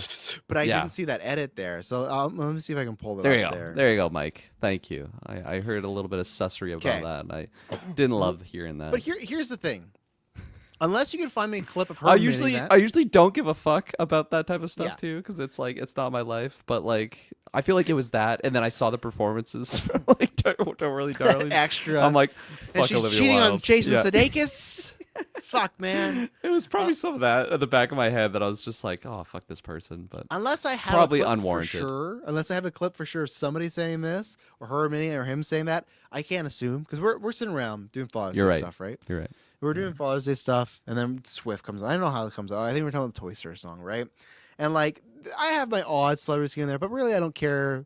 As things go on, the reason I try not to like care too much about any celebrity's life is because more than often it comes out they just There you fucking go. suck. I Right? trust Pew over anything. So there you go. Don't get me wrong. Have you seen the Miss Flo video? Have you seen the Miss Flo video? I don't know what that is. All right, we're no. taking our first tangent for a second here. Okay, We're yeah. gonna get to the Harry Let's Styles goat deviate. and dinosaurs, then we're gonna get back there. We're talking about this. We're talking about this, and then we're talking about Travis Kelce and stuff. And my mom's like, "Oh well, yeah, I think he's gonna play one more season, and she's gonna do the album, and then they're gonna have kids." I'm like, "You don't know that?" And like, I just pretty sure she wants kids. I'm like, the reason I don't like this is because she'll say this around the kids, and I try to be like, "Kids, grandma does not know this person. These people are fake." Because like that's we've all been there, and we've been there so much in the past decade, right? Of celebrities we like love and stand by, and then it's like, oh fuck, like, and that's why we don't know these people. We It's do true. not know these people I've at been all. there. 10 years ago or whatever, 15 years ago, when I'm running around my Aaron Rodgers jersey, cut to where we are now, and it's like I appreciate what happened. I'll always have that year, and I don't sell that jersey. That jersey is special to me because like he got my team and a lot of the people my Super Bowl thing, right? But then other things that happens like not my guy, right? So that's why I just try like not let, and you know, my mom and sister sometimes are a little bad that like don't like, it's like, oh yeah, she's gonna do this, like. And then she was defending like the whole MSG and the flights and everything. Yeah, but she does lots of charity stuff. It's like, yeah, that's fine, but it's still fucking weird to get married. Like, oh, I don't know. It's like, and that's fine, but like that has nothing to do with like just because you're donating charity doesn't mean that for me this thing's fucking weird. If it happens, that's just a weird thing to do. And I digress, right? But that's the same thing. We don't know who these people are. Do I get? If I speak vibes from a Live Wild, yes, there's something going on there where I don't think I would personally like enjoy this person's company. But you also don't know. You also don't know if he was cheating on her first. You're don't totally know. right. Yes. Yeah, and you don't know if they're already broken up at this point. You don't know, and even in the world, like it all depends. Cheating is definitely shitty, but like that's not anything that I like. I have friends and she said that's not something that I'm like, this person's bad. Like, no, to me that's more in the like the emotional physical abuse, because like that's someone making a big mistake or hurting someone, sure, but Interesting. that's like you what do you mean Cheating's not interesting? bad, according to Travis. No, it's bad, but it's not to the point where like, okay, I have no problem saying this. If any of you said, hey, I've screwed up, or even if I'm not screwed, I'm having a great time and I'm I'm having an affair, I'm like, that's up to you. You do whatever you want there. That's just But so like terrible for the partner, though. I feel like that would be. it is. Like, It is. especially if you have a friend and you like hang out with these friends and you just know that Yes. he's cheating on this person that is like at this hangout with you and your friends, and you're Yes. supposed to like pretend that nothing's happening. I feel like that I would not be able to do. Like that would just be too. And I've only been in that situation once where it was a situation where we're out and then this guy's with the girl. I'm like, oh, this is not his girl. And I'm playing it Travis cool. just banging this girl. No. No. Yeah, I've been in these situations. Whoa. I couldn't believe it. No. And it's this thing you just kind of have There to you go go. like, Especially with kids in play. There you go. That's worse too. yeah, I definitely get that. It is bad, but it's like you don't know people's lives, right? Like it's the point of like you don't know, what if Jason, I'm not even saying physical, or what if he was just a fucking asshole? Like what if he just Possible. made her life awful and then it's like things happen, right? I'm just saying for me, am I the one that if Taylor's like, oh yeah, I got this side Bigfoot supporter on the whatever, and like I'm doing this, I'm not gonna say anything because it's not my business. Am I gonna be like, yeah, I should be doing that? No, I'm talking more in the sense if someone does something and then the right way they're like, oh man, I just completely fucked up. I made this mistake. That is fine with me. If it's any of it like, oh yeah, I completely fucked up and I hit this person, that's like a, hey, you know what? I think we're good being friends now. You know, I'm going to move on. And that's tough because I've talked about this before. There's always should be a path for people to redeem themselves, everything like that. But at the same time, would I want my kids around somebody knowing like, oh yeah, they just smacked their wife or husband? It's like, no, not really. And that's just like a line for me. So that's where like cheating is bad, but there's layers to it. That's where it's like, she's not gonna be like, oh my God, Olivia Wilde. enough. There's so many people that we love. There's so many people that are celebrities that we love that they're cheating all like there's no fucking Oh, way yeah. around like the amount of celebrity they are, right? So that's where it's like that's to me a line where it's like, no, I can't go there. I'm like, you're a bad person. But I gotta now find this fucking goat, Harry Styles, and this dinosaur video. Harry Styles, Yeah. Chris Pine. I'm gonna put dinosaur and see what happens. So yeah, I'll circle back to kind of what I was leading into then with Olivia Wilde and then the project. So as soon as I saw her, it was like, okay, I'm probably not going to love this. Trailer totally won me over though. This looks colorful Right, of a we're talking about movie. this movie. Her outfits and her character just seem so wild. She reminds me of Maud or Maud, whatever her name is from Big Lebowski. Oh, like Apatow. I'm like, no. What's I Maud think that's her Apatow makes character's you- name? Like Juliette like, Moore's what's Maud character. Apatow doing to make you feel like this reminds me of Maud Apatow? Yeah, I know what you mean. Yeah. Yeah, so I this looks fun. This looks like a fun time. Yeah, no, I think it kind of won me over with the trailer. It looks like a wild venture. I can only Yeah. find the goat so far. I haven't found the dinosaur one yet. You've seen the goat one, right? I haven't, so pull that one up. Maybe I have, but pull it up. I will. I'm gonna have to mute it. The audio on this is super effing loud. I found the dinosaur one if you need it. Yes, S Okay, Bub, there you send go. that to Yeah, me. pull it up. Send it via Twitter. Yeah, that's the easiest one right now. Send it that way, unless it's easier way. So here's the goat one. So if people don't remember, they're at like Cannes or whatnot. Chris Pine sits down, looks like he spat, or Chris Pine's sitting down. Harry Styles sits down, and it looks like he spits on him. But then this is the edit with the. That was a goat. Not my Then- favorite edit, but it's No, pretty no. I think funny. there's a better one, but yeah, and I still take it as like Breaking news: Harry Styles throws goat on Chris Pine. I still take it in my opinion how I read this is that he spat, but he did not. I don't. Do you think he actually walked up and just spat out Chris Pine? I don't think that was it. I think he meant to spit, but he misaimed and he spat on ChrisIne. So he just spits in Like an if he has gum or interior something, setting? like just spit it out and then you That's overshoot wild. it. I That's hate what that. If that actually is just what he was doing, I despise. You that. hate that. So you would rather take him walking up and spitting to, like Chris Pine as like an attack? I don't want him spitting at all. You're not in a fucking zoo, man. That's true. Like, You're come on, fine. you're inside You're of a right. building here. You're Yeah, right. this one. Yeah. it's so stupid. It's I so, didn't but know he's he had just the- like like, the covered. ass yeah, and everything, too. Yeah, he's he just is covered head to toe. Yeah. Damn, that sucks. Oh, it's so stupid. Oh, there you go. This movie, I'm interested, but I did not like the trailer. Okay. I thought the trailer was edited weird. I just don't know. Like, it feels like they're going for very hijinks, sex comedy. Other times, like, am I a criminal? Are you going to go undercover? There's getting this dramatic side. I like a lot of the actors in here. I like the Charlie XCX just randomly popping up in here. So I will watch this movie, barring it being like hated or whatnot. Olivia Wilde as a talent, I do really enjoy. Personal side of stuff, I do like her, and I think this is a perfect role for her.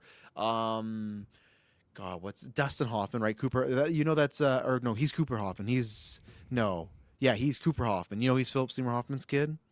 See, that's what I was asking earlier, and then you're Yeah. like, I just finished the trailer. Like you didn't answer me at all. Oh, so sorry. it was My it was bad. perfect that you could clarify it here. Yeah, I just But, don't answer questions from you off air. But yeah, so there's a lot of people in here. I think the movie's good. It could be fun, entertaining, and I saw signs of that in this trailer. Just this trailer seemed like really messy to me. This trailer seems like if you were watching a movie and then you got a trailer back in 2000s for some straight to DVD sex comedy, you're like, what is this? Yeah. And then you never ever saw it again. That's what this felt like to me, but the bones of something good could be there. So we'll have to see. Maddie, as usual, says rank these trailers. Again, I got to get the specifics because I think it's on the because it's the project, right? Again, he gets us to not rank the trailers per se. It's what we're most excited for, but then the trailers should help in that sense, right? He says, can you rank the trailers by which movie you want to see the most? Oh, okay. Right? Yeah, it's a little bit different. Sorry, I, had I to got my remind myself what rankings. Yeah. I got it. Hexed would be my number one. I That's the one I agree. want to see the most. Okay, I'm with you there. With you too? Yeah. Yeah. Okay. Next one would be. I guess I want your sex next. I agree. Yep. I think And that's then- in second place. And then it would be Shrek 5, Last House, Yeah. and then Reckoning. I I think in that order. I think I agree because even though Last House intrigues me because it's a Netflix movie, it could easily just be a massive dud, right? How many of those exist out there that are just like classic 2 out of 5s, and you just move on with your life, like, oh, Netflix. Where Shrek, there could be an upside to it being good. And I think there's, like I said, some fun stuff you can play on the fairy tales. They've been gone for a while. I think aging the kids up is great. They're doing what Incredibles were fucking scared to do, right? So I appreciate they're not just like they're fucking cute babies again. Like it's not like what Mando that Mando and Incredibles is doing that same thing where it's just like those they don't age, like right? They just like they're stuck in their development cycles. So yeah, I think I agree. Shrek 5 at the third, and then Last House, and then Social Reckoning. I don't want to be wrecked at all. Like I have no interest in my social reckoning whatsoever. So, all right, we will take one last ad break. Then we'll be back with some more questions, a couple topics, and then what we've been watching. So we'll be right back. And we are back. All right, Kirkland, I'll hit you with these, and this will parlay into Maddie's question. Kind of the same thing. Shrek 5, we talked about this a bit in the in-person cast, but confirm, or also we had the trailer. And then over the week, somehow we got Austin Powers 4 and The Grinch 2 confirmed. Austin Powers 4 was just a podcaster asked Michael Myers, and he just said, yes, we're making it. The no more details. We'll see what happens there. And then Grinch 2, right now, it's not locked, but it was S-Tier reporting it, and they said they're in talks, which means they're just talking to Carrie and Ron Howard about the money. But yeah, they have announced that they're going to be doing a live-action sequel to The Grinch, How the Grinch Stole Christmas. Ron Howard, who directed the first movie, is back, and Jim Carrey is likely back as well. So what do you think about these projects? Because these are very heavy in the, I feel like in early 2000s. We talk about Grinch all the time during Christmas. If I'm sure people know, but if people don't know, haven't seen the movies, when we're dropping "That's Not My Bag, Baby," that's from Austin Powers. I did not bring up the flow scene. I'm going to bring up the flow thing for a second, and then I'll come back to. I got to show that Austin Powers scene too, because that's just just a legendary moment. But absolutely, I think both of these have my interest for sure. I don't think it's like I've been like begging for these or anything like that, but I think it's a nice little pleasant surprise. I definitely believe that Jim Carrey can still bring it in that role. I have no no disbelief that he can bring that energy that he had. Was that 2001 that or like 2000 something like that? Yeah, 2001. I think you may be right on that. Yeah. I definitely think he can just totally jump back in that role. And Michael Myers is. Well, I guess Mike Myers. Michael Myers is the other guy, but Mike Myers. I just haven't really seen him in much lately, so it's like a harder one to just think about plucking about where he is right now. Very rare stuff too. Like yeah. But like he's in Michael. He's got a cameo in Michael. Oh, there you go.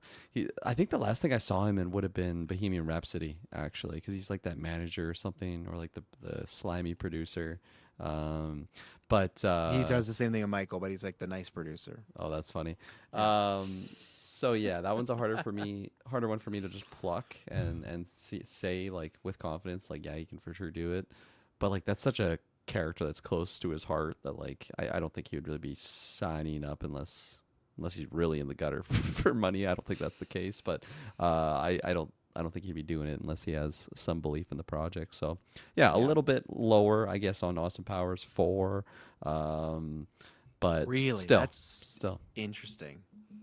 I just feel like The Grinch, no matter what, I would probably see it for sure. Austin Powers. But what do you think has more, to me, like, how The Grinch Stole Christmas, that's a one, I know there's other animated movies or books, like, to me, that's a one-story fucking story. And, like, what does he do? Does he fall in that love of Christmas? Do the Who's, like, start to love Boxing Day? Where Austin Powers... That's a good point, actually, yeah. You have two hooks. One, all the Craig-era Bond movies, they have tons of stuff they can do with that, right? If we can get old, retired Austin Powers, like, when he's coming out, like, the same way of, like, imagine how Skyfall opens when he gets shot and he's, like, gone. If we get that with Mike Myers and Austin Powers, that's one. And two, which I think they would do. Scary Movie did that. Some people think bad, some people think good. But if you have Mike Myers, if you have Austin Powers, you know, are you horny, baby? Shagalicious, like all that sort of stuff. You have that character in 2026 to 2028.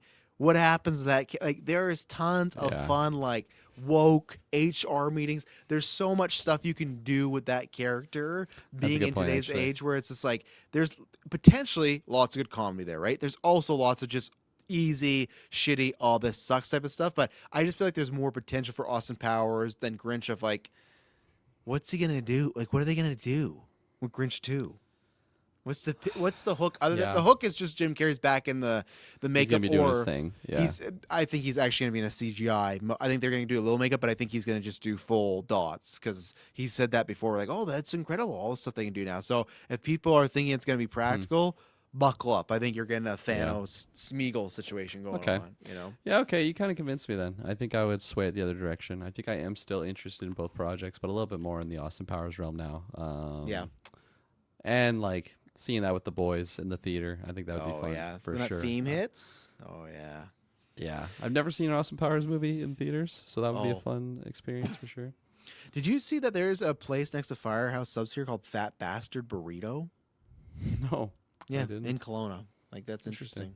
Fat bastard. Superman Mike says, bring back heavy metal queen Taylor Monson as Cindy Lou. I bet they will. She's still around. She sings, so why not?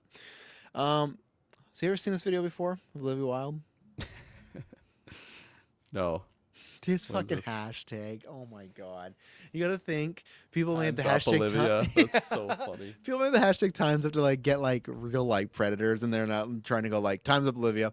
I feel like that's the type of stuff that like my mom would see like that hashtag and be Yes. like, "Did you hear? Did you hear it's over for Olivia?" Yeah. And I'd be like, "Okay, like maybe, but like I'm hearing it for the first time from you." What'd she do? She murder someone? Yeah, exactly, right.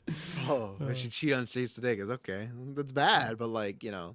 What's So this is so originally in the Harry Styles role, she was in Don't Worry Darling with Florence Pugh.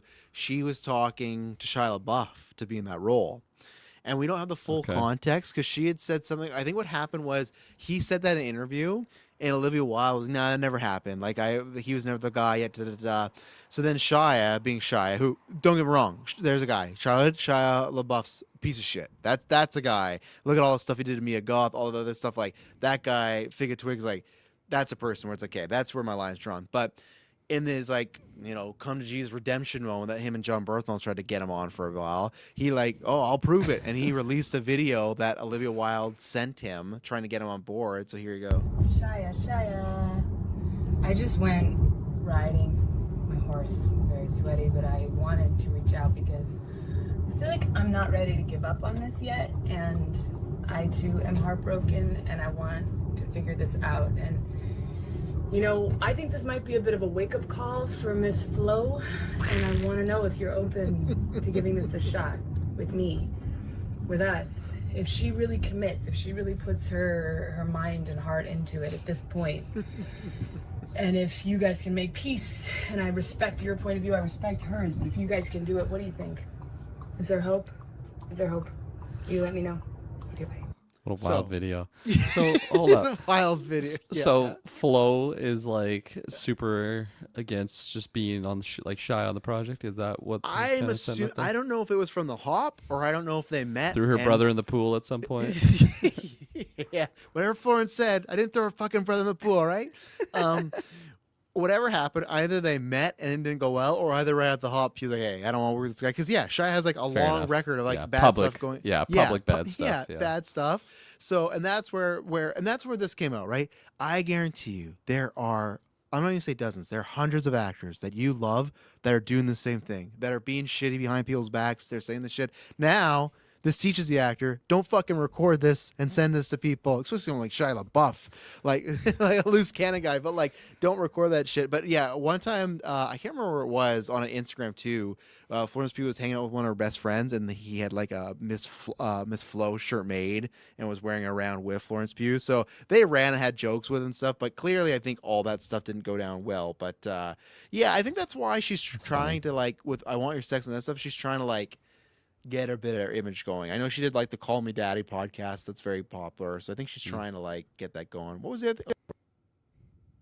Oh, I think you unplugged. Or maybe I unplugged. Can't hear anything. It's you. Okay, he's looking. Miss Flo. Am I I'll back? get a Miss Flo shirt. Okay, there you go. Okay. You said there was another thing. I am Austin Powers Blackjack. Oh yes. Okay. One of the all-time greatest comedy scenes.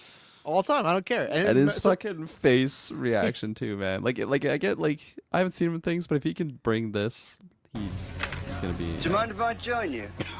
Not at all. Game is blackjack, gentlemen. $10,000 minimum bet. King for you, sir, and a 3 for you. 17. So you reading it, can see that. Okay, it's 4. There you go. Oh, good. Hit me. You have 17, sir. I like to live dangerously. 4. 21. Nice. 5. I'll stay. I suggest you hit, sir. I also like to live dangerously. As you wish, sir. 20 beats your 5. I'm sorry, And then there's sir. the classic line. Well, I won't lie to you. Cards are not my bag, baby. And we said a cast, but we said a lot more in real Well, life. there you go. Too. There's a Shia LaBeouf Oh, was suggested it? video. Yeah, on I'm your not YouTube. watching Yeah. no Shia video. My God, Nah, that's so funny. but Oh, cards are my my bags, baby. baby.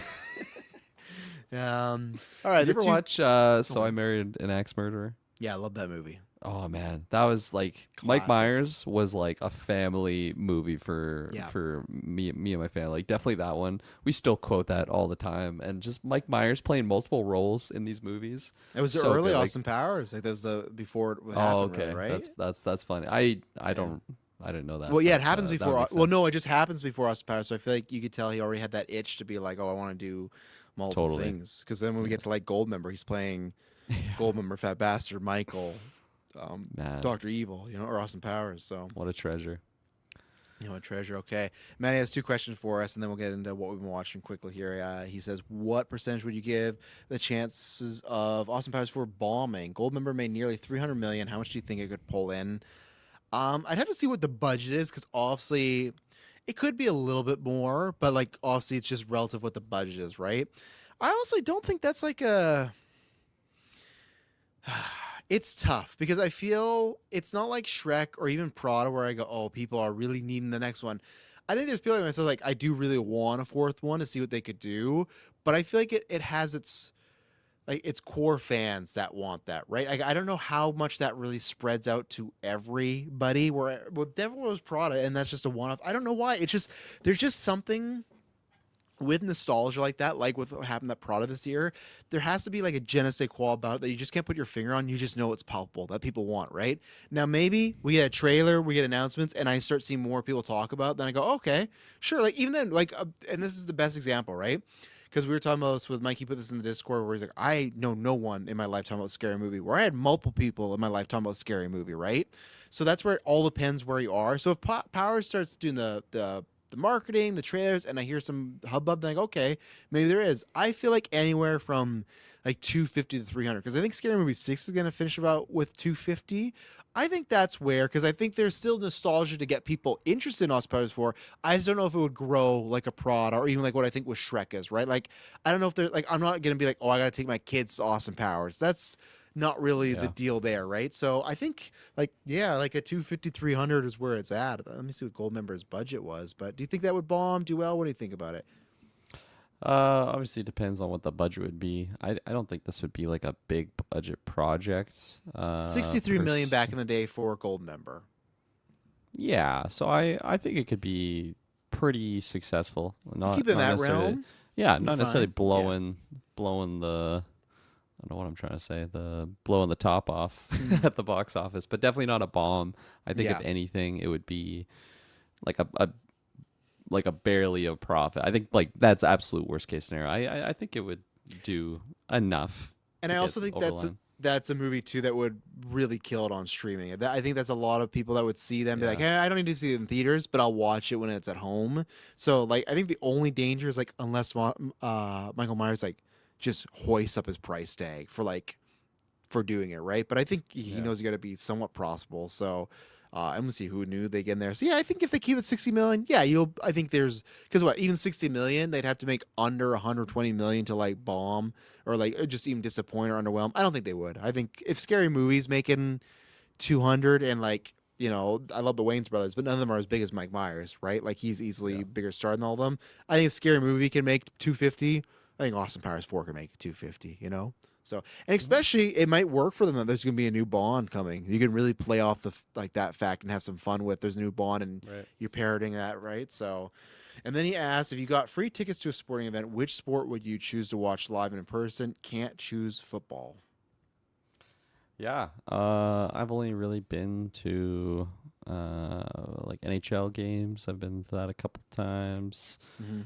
Never been to a football game. I would like to cross that off my list. Obviously, I can't pick that here. My pick would be an NBA game. I'm not like a big basketball guy, but I know enough about the sport. And from what I've heard about friends that have been to NBA games, like they're just really fun to watch because it's just going like nonstop pretty much. Obviously there's breaks and breakage in plays, whatnot, timeouts here and there.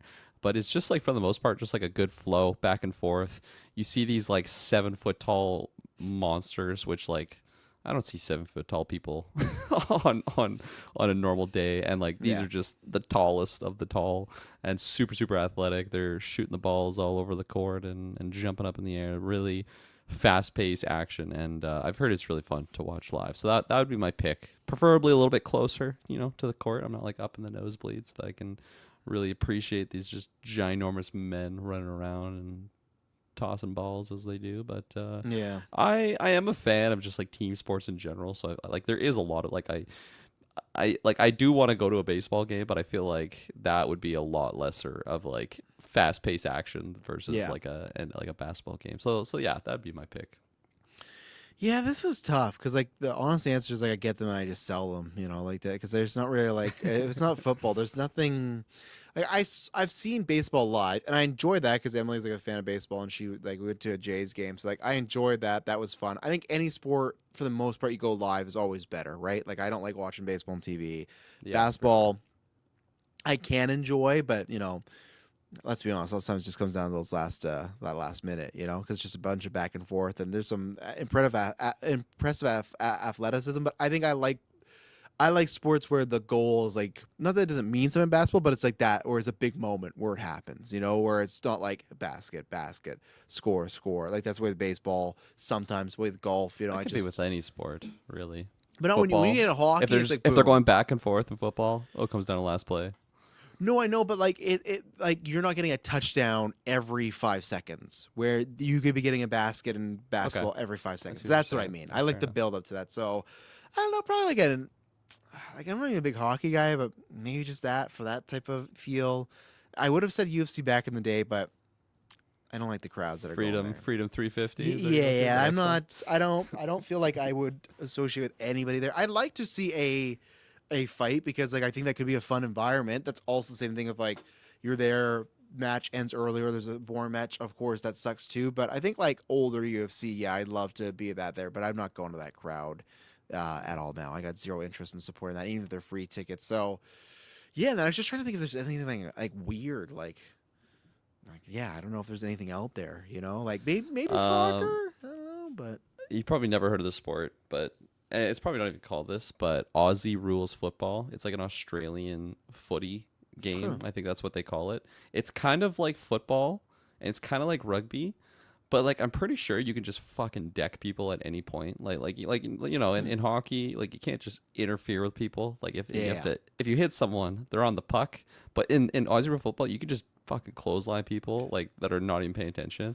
If you want to see some wild shit, go watch like the highlights, biggest hits, Aussie rules football. And I have no idea how that sport works at all. Maybe Kyle's been to a couple games because he was living in Australia for a while. But it looks crazy to me. That's what we're playing next time. Yeah, June 30th. GVA. June 30th. Yeah. So yeah, that one would be crazy. There you go. Yeah, so that's what I'd pick. Kirkland, you been watching anything lately of note? No, not really. Actually, still plugging away with just the usual 2006? Star versus the Forces of Evil, and then 2006. But I won't say any.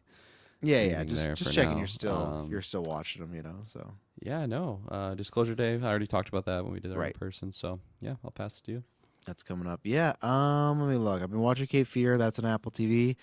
That's been interesting because, um, they're like, have you ever seen Cape Fear back in David De Niro and Scorsese? No, Yeah. no, I So haven't. it's a good it's a good movie. It's Scorsese on purpose being like a little schlocky and cheesy, but I like it. They've adapted the movie, but now they're definitely going in their own way. But all you need to sell you to watch it maybe one day is just Javier is playing like a fucking creeper, and he's great. It's Amy Adams. You got Patrick Wilson in there. But that's what's interesting is it's very similar to the movie, but then a lot different at the same time. Like the tone is, but then the plot stuff's different because they're very much updating it for present day. So I'm enjoying it so far. I haven't watched the newest episode, but so far I'm enjoying it. Just I thought they were gonna go almost like 1-to-1 for the movie, and they haven't. That's not negative. I just was like, I'm trying to change my expectations, so you got that. Watch Forbidden Fruits. I really enjoyed that. That's that one where it's like Lily Reinhardt and Victoria Petretti, where it's very. You'll see the description from everybody, and it is true. It is just Mean Girls but witches. It's a fun time. It's this girl trying to join cult for she has her own reason, and they just work at like a clothing store as like a cover. There's a fun mystery there. I think the actors have good charisma and chemistry together. I think there's some things that I think I gave it like a 4 out of 5 for the enjoyment of it. I think there's some things that are kind of, just loose writing or not the strongest. And to be a guy, Victoria Petretti in this movie is Jesus Louise. Like Good looking good. yeah, Good they're looking good. Wow, I'm good tired. looking good. There's some good vibes. There's where is it? Here? My God, that's all I'll leave it at. Yeah, but also very talented. She's just so fun in this. She plays like a very ditzy, kind of bubbly idiot, like kind of wanting to do good, but doesn't know all the time what the right way to go. She's trying to very much impress like the Regina George type of the group, and no, it's very good. That's and funny. I want more of her. I've only seen her Yeah. in You. You, I yeah. didn't even watch Haunting of. You should watch Hill all House? Hauntings. Is she- Yeah, is she in there? Hill House and Yeah, Bly she's in Manor. She's in them both. Oh, cool. Yeah, because they're anthologies. So, but yeah, that's somebody I'm still surprised after You that she didn't really blow up. I thought we were gonna see her Yeah. everywhere, and we really haven't. But yeah, so if you want your fix there, that's really good. I watched Michael. Oh, you did, eh? I did Was watch the it. truth revealed? Truth. Well, if you want to believe, if your truth is that Michael is the greatest person that ever lived and is an angel, you get the truth revealed there. It's I very much. expected that's what the movie would be. Yeah, it's very much like Michael good, Joe Johnson bad, or Joe Jackson bad. Is that the dad? Yeah, Coleman Domingo plays him. Oh shit, Michael, got me another hit. I'm gonna hit you again. Oh man, I and was looking up some forbidden fruit images. Okay. Right? Yeah. Might have to add this to the list.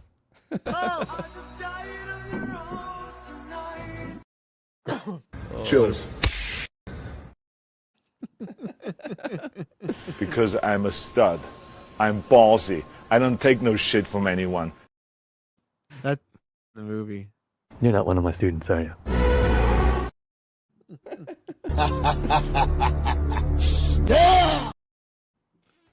You know how long I've been waiting for this? Woo, I'm about to make a name for myself here. Oh, no. Holy shit, I'm gonna come.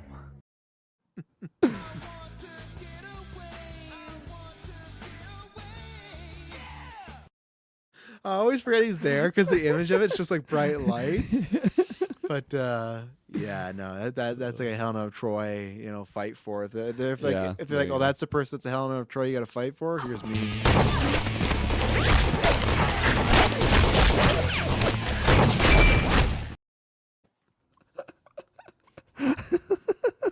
All right, Travis, we need to do first person over the wall for to do Fate Troy.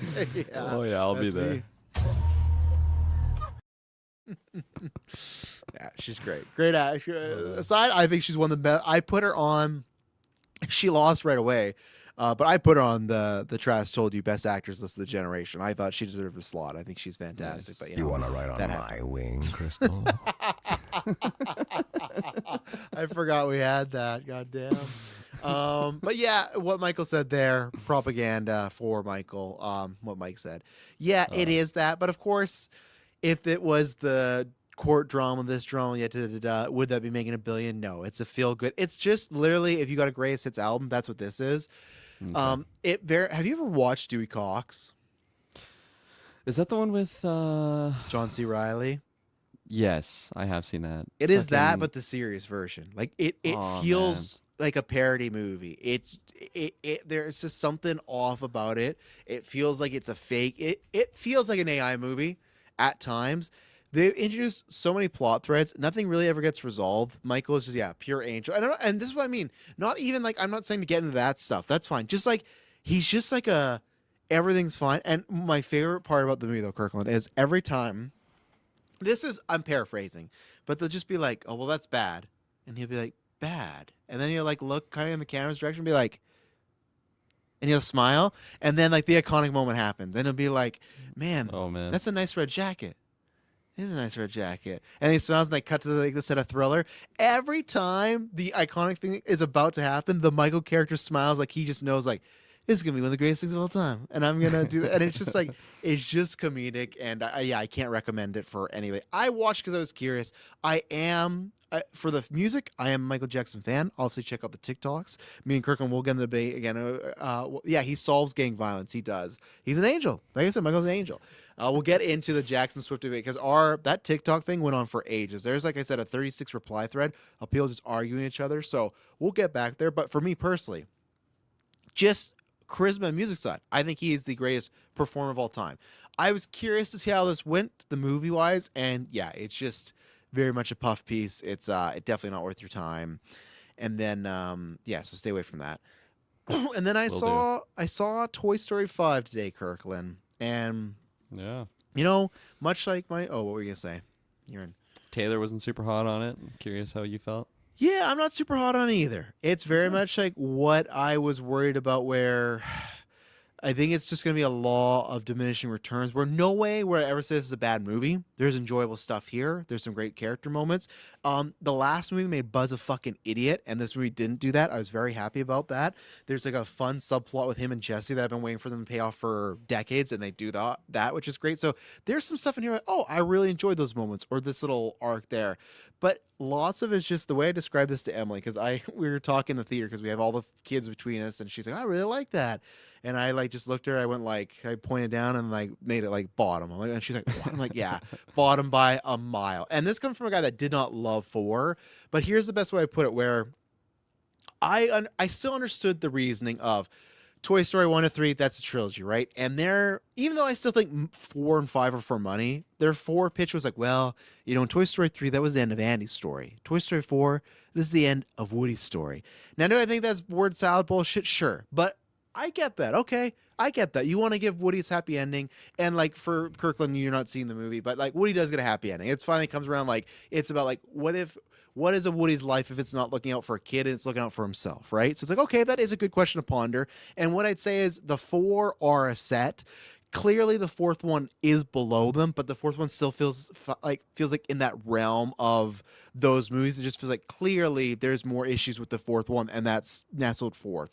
Where this feels like DLC to a game, where it just feels like it's a little bit more, but this is what we got. The way I described to Emily is this feels like, and I suppose we'll get this in the chat, when one of your favorite wrestlers is just washed. They're just cooked, where they're there. They can play the greatest hits. They can hit a couple of same moves. They might every once in a while get in a good match, but they can never give you a great match ever again, right? Or they need like a younger talent. And the jokes in here, for me, were not really hitting. And even for the audience, too, my audience was super quiet. One thing, this is not confirmation bias, I'm just talking about my experience. The person that got the most jokes laughed was Woody. And that where I was like, yeah, people just fucking love Woody. And like Tara said, Woody does not even need to be in this movie. Other than I like his jokes and the stuff that's good, he's just there to like have some shucks with Buzz, and that's about it. So you got that going on. And minor spoilers for the arc of Jesse. But Kirkland, we're doing arcs, and that's where it's a wrestler thing. We're doing arcs that we already did in 2 and 3.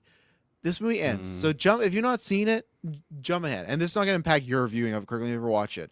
It's just where Jesse goes, you know what? Kids do grow up. And it's going to be it hurts when they leave us, but it's about the time we have with them in the moment. We learned that in Toy Story 2. We learned that in Toy Story 3, and we're learning it again in Toy Story 5, because Toy Story 4 wasn't about the kids in that sense. So it's just like, it feels like we're getting to that point where I've seen this movie before. I've seen this sequence before. And even then they do like a whole, it's not falling or it's not flying, it's falling with style or something. They're riffing on the old lines, and it's just where I go, okay. And again, maybe there's times where I go, like, I can take to phobic, you know, I'm something assigned to myself. It all depends, but in this movie, it just felt like we got nothing. And there's a whole set piece, Kirkland, with a bunch of buzzes that feels like it could have just been you know how they have those Toy Story specials on Disney Plus where it's like Toy Story Terror? Yeah, it could be that. It's these buzzes that got lost on an island, and eventually they link up with our main characters and play something in the whatever. It didn't work. And that's where, yes, Mike, this is what hurt me. I heard so much in the reviews. Conan O'Brien's a stand-up. I love his character. Nothing against Conan. He killed it as far as voice acting wise. Conan to me is one of the most comedic, like, genius persons of all time. I did not like he's like a potty training toy. It just didn't work for me. The humor didn't work. None of it worked. So for me, like, I saw your score of 4.5 out of 5. I think you're being generous. I'd give this like a 3.5, like 6.5 out of 10. I think now, like I said before, I understood going back to make more. I thought it was a money grab, but that still was a better version of money grab. I was like, okay, I could have seen a great movie here. We just kind of missed it. This, I don't really see the bones of a great movie. I see great moments and some great stuff, but yeah, and also the I get it, but like the actor they got to replace Don Rickles for Mr. Potato Head, there's nothing worse when the characters speak now. They do not sound like Mr. Potato Head at all. It's like at that point, just go, if they say, hey, what happened to Mr. Potato Head? You say, hey, Don Rickles, legendary comedian, passed away. We're going to retire the character I respect. We don't need to get them going there, right? And that's where it just feels like this movie is very much made to put butts in seats and stuff. And my kids enjoyed it. They liked it. They had a good time. And that's where, again, it's still like a good movie, but I think it's very similar to like Lord of the Rings versus Hobbits. That Lord of the Rings trilogy, there's no good movie in there. Those are all fucking amazing, epic perfects. So when you keep going, you got to deliver that, right? And Toy Story to me has not done that twice. I feel like the fourth one tried that and then failed, and then this one's nowhere near that. So if you are a fan of it, I think you'll have a good enough time with these characters, and there is some fun moments with Buzz and Jesse particularly. I think I could still recommend, like, yeah, you'll still enjoy it. Miles, you know, what is it? Mileage varies for, you know, the driver, but and the text message was well done for me. Oh, the text, yeah, I guess I don't think they went hard enough of tech being bad for kids, because then it's still like tech can still be good, which it's fine, but it felt like it was a very easy resolution. But the idea of it is, yeah, kids are on screen too much. Absolutely. Yeah, there is a good message there. So that's where, like you said in the Discord, where it's better than a lot of other anime movies. It is. Absolutely. It's just when it's in the pantheon of Toy Story movies, it's like, do we need any more? We don't, but we're going to get some. It had the second biggest animation opening weekend of all time. It's just behind Incredibles. It's killing it, making a bunch of money. So, and I'm the problem there, you know, but at the same time, I don't consider myself the problem, because today was about, ooh, and I got some popcorn, watched the movie, and I had a good time with the kids. That's all that matters, you know. After Toy Story, once they announced Toy Story 5, I knew I was cooked. I was like, okay, we're past that point. We're just doing this now, you know. We're just finding new reasons for the toys to get back together. I wish Lightyear was a hit, and we could have got more of the Lightyear movies and the Woody as a cowboy. Like, that's what I was really hoping. We go down that route of, oh, let's like explore the worlds of these toys together, but like in the fantasy world, right? But now, or even then, like you couldn't hire me. My idea for the next Toy Story would be like a new kid, new toys. Like, all find the next, like, yeah. How fucking Tom Hanks and Woody Allen? No, fuck no. Woody Allen.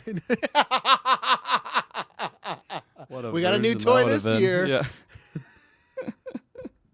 You know what? I can't hit that Ruffalo gif. I can't hit that right now. Tim Allen got to end the Bonnie trilogy. Yeah, they will. But like I'm saying before, like after Toy Story 4, what I would have done is, when you get these photos now of Tim Allen, Tom Hanks, like, oh, we were 30 when we did the first movie. Here we are at 60, 70. Find the next generation of that. Find your next Tim Allen, Tom Hanks that are going to be like, here's your new Woody and Buzz. Not actually Woody and Buzz, but like, I don't know, Dingy and Buster, you know, like whatever you want to call these toys. Like, that's what I'd say. But I think Lightyear's scared the ever living shit out of them, and they'll never do that, because, you know, they want the gang back together. So I think it was, they did some interview, and Tom Hanks and Tim Allen were like, yeah, you know, Woody and Buzz, that's us. You can't do without us. You know, like, you know, there's no us without them and them without us. It's like, All right, brother. Let's see how when you pass away, and let's see how quickly Disney and Pixar is like, yeah, there is no Woody and Buzz without them, or is there? Or at that point they'll be using AI and they'll be fine. So, yeah. There you go. That's what we've been watching. Nice. That's it. So because these are going to be releasing public feeds soon. Newscasts. I don't think we got one next week. This week is Supergirl, and then next week. We got X-Men 97. That'll be our next newscast and stuff. So there you go. So that is it. Hope everyone enjoyed this episode. We'll be back. We got SideQuest this week with the Smash Draft. We got some Patreon stuff recording. We got Supergirl and other stuff releasing. And I promise when you hear from us next, it will not be